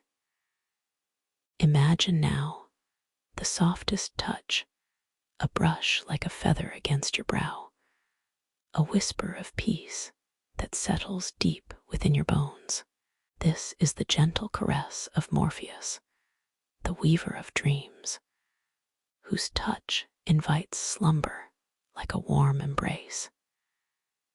He is the quiet guardian of the night's peace, ensuring that your journey into the realm of dreams is one of serenity and comfort. His presence is a soft assurance, a promise of renewal, and a tranquil escape from the day's demands. Morpheus moves through the sleeping world with an ethereal grace, his form shifting like mist, his voice a barely perceptible murmur that whispers stories into the minds of the resting. He scatters poppy seeds, each one a tiny capsule of gentle oblivion, ensuring deep and undisturbed rest. In the quiet depths of the underworld, Hades sits upon their throne, a figure of serene authority, their presence a grounding force in that vast, ordered realm. Around them, the ancient stones of their domain seem to hum with a similar, deep tranquility, reflecting the calm that permeates every corner of their kingdom.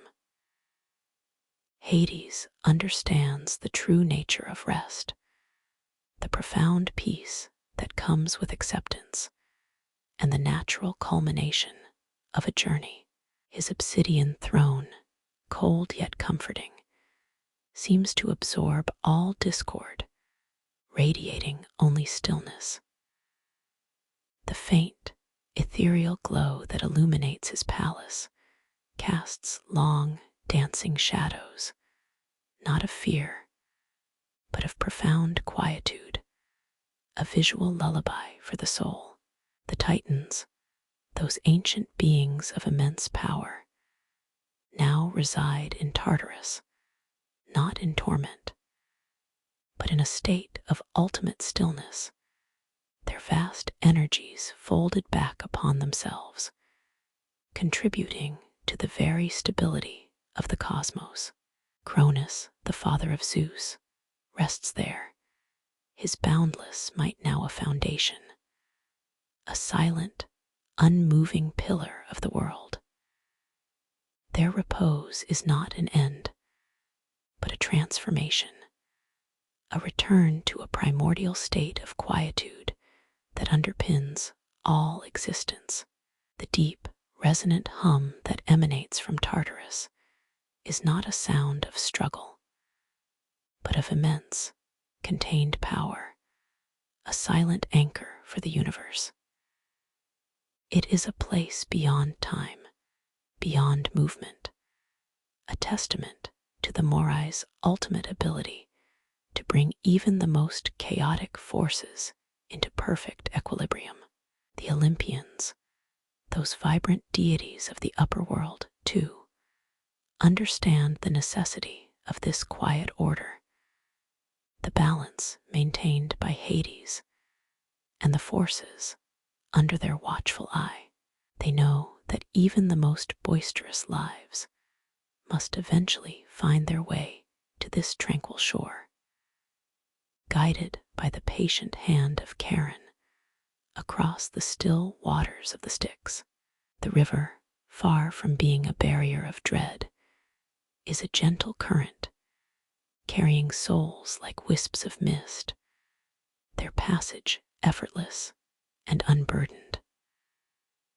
The soft lapping of its waters against the ferry's hull is a rhythmic, soothing sound, a final lullaby before the soul enters its eternal rest. Beyond the Styx, the other rivers flow, each offering its own unique form of solace. The Lethe, with its waters of forgetfulness, gently eases the burdens of memory, allowing souls to shed the weight of earthly cares. Its surface shimmers with an almost luminous quality, inviting a gentle release. The Acheron, the river of woe, does not deepen sorrow, but instead offers a release from it, a quiet purification. Its murmurs are like a soft sigh, acknowledging past pains, but allowing them to dissipate.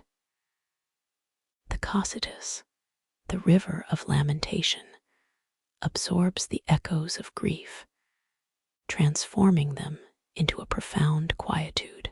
Its waters are clear and cold, reflecting the quiet tears of those left behind, yet also the serene acceptance of those who have passed on.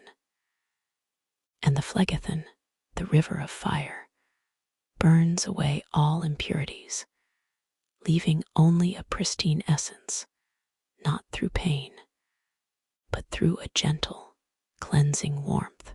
Its amber glow casts a comforting light, a perpetual hearth in the depths of the underworld. Imagine the souls, now unburdened, drifting across the vast, peaceful plains of the fields of asphodel. Here they find quiet contemplation, a gentle space to simply be, free from the demands of time or purpose.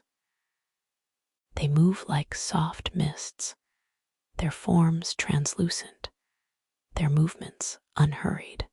The pale, delicate asphodel flowers sway gently in an unfelt breeze, their petals like whispers against the fabric of eternity, mirroring the quiet contentment of the souls. For those whose lives were marked by virtue, Elysium awaits, a realm of eternal spring and gentle light, a place of quiet joy and serene beauty. Verdant meadows stretch endlessly, dotted with groves of silver poplars, their leaves rustling with whispers of contentment. It is a blissful, unending repose, a true sanctuary for the deserving, where the air is perpetually mild, scented with blooming asphodel and ambrosial nectar. And overseeing it all, the Moirai, the three fates, weave their intricate tapestry of existence. Clotho spins the thread of life, her distaff humming with new beginnings. Lachesis measures its length, her spindle drawing out the unique journey of each soul. And Atropos, with a gentle touch, cuts it when the time is right, bringing a serene conclusion. Their work is not one of arbitrary control, but of profound cosmic harmony, ensuring that every life, every moment, every transition contributes to the grand, unfolding order of the universe. Even the gods, in their immense power, are subject to the gentle, unyielding flow of their threads, recognizing the deep interconnectedness of all things. Their presence brings a sense of inevitable peace, a quiet acceptance of destiny, a soft, cosmic hum that resonates with the very fabric of existence. Persephone, the queen of this quiet realm, walks among the souls, her presence a bridge between the vibrant life of the earth and the profound peace of the underworld. She understands the beauty in both, the necessary cycle of growth and rest, light and shadow. Her luminous form, a soft glow against the deeper twilight of the underworld, is a comforting presence, a testament to the balance she embodies. She tends to the shadow-blooming flowers of her gardens, their petals unfurling with an otherworldly luminescence, a new kind of beauty she has come to cherish. Demeter, her mother, though she grieves her daughter's absence from the surface world, knows that Persephone's role here is vital, ensuring the balance of life and death, the continuous turning of the seasons, both above and below. This acceptance has brought a quiet peace to Demeter's heart, a recognition of the profound purpose her daughter now fulfills. Even Cerberus, the mighty guardian, is not a fearsome beast, but a watchful, three-headed presence, their eyes reflecting the quiet wisdom of the underworld. Their fur, the color of twilight, ripples gently with each breath, a silent testament to their ancient vigil. They are a protector of peace, ensuring that only those meant to pass do so, and that the tranquility within remains undisturbed. Their low, rumbling breaths are like a gentle bass note in the symphony of the underworld's quietude. The Furies, too, are not vengeful spirits, but serene enforcers of cosmic balance, their presence a gentle reminder that all actions have their echoes, and that order must prevail, always. They move with an almost imperceptible grace, their forms shrouded in a soft, ethereal glow, their purpose unwavering yet calm. So, as the night deepens and the moon continues its silent watch, let the gentle hum of the cosmos lull you into a profound and peaceful sleep. Let your mind drift like the souls across the tranquil waters of the Styx, unburdened and at ease. Feel the soft touch of Morpheus guiding you into the realm of dreams, a place of quiet renewal and serene escape. There is no need for fear, only acceptance, only peace. Imagine your own journey into slumber as a gentle descent, a quiet settling into the profound stillness that mirrors the ordered peace of Hades. Realm, let the quiet resolution of the night embrace you, knowing that all is well, all is in its place, and that rest is a sacred part of the great cosmic dance. Allow the tranquil images of the underworld not as a place of dread, but as a sanctuary of eternal repose to guide you deeper into a restorative sleep. Here, in the quiet of the night, your spirit finds its own calm, your mind its own peace. Let go of the day, let go of all concerns, and simply be. Drift now into the quiet embrace of dreams, knowing that you are safe, you are at peace, and the gentle hand of the cosmos guides your rest. Sleep now deeply and serenely.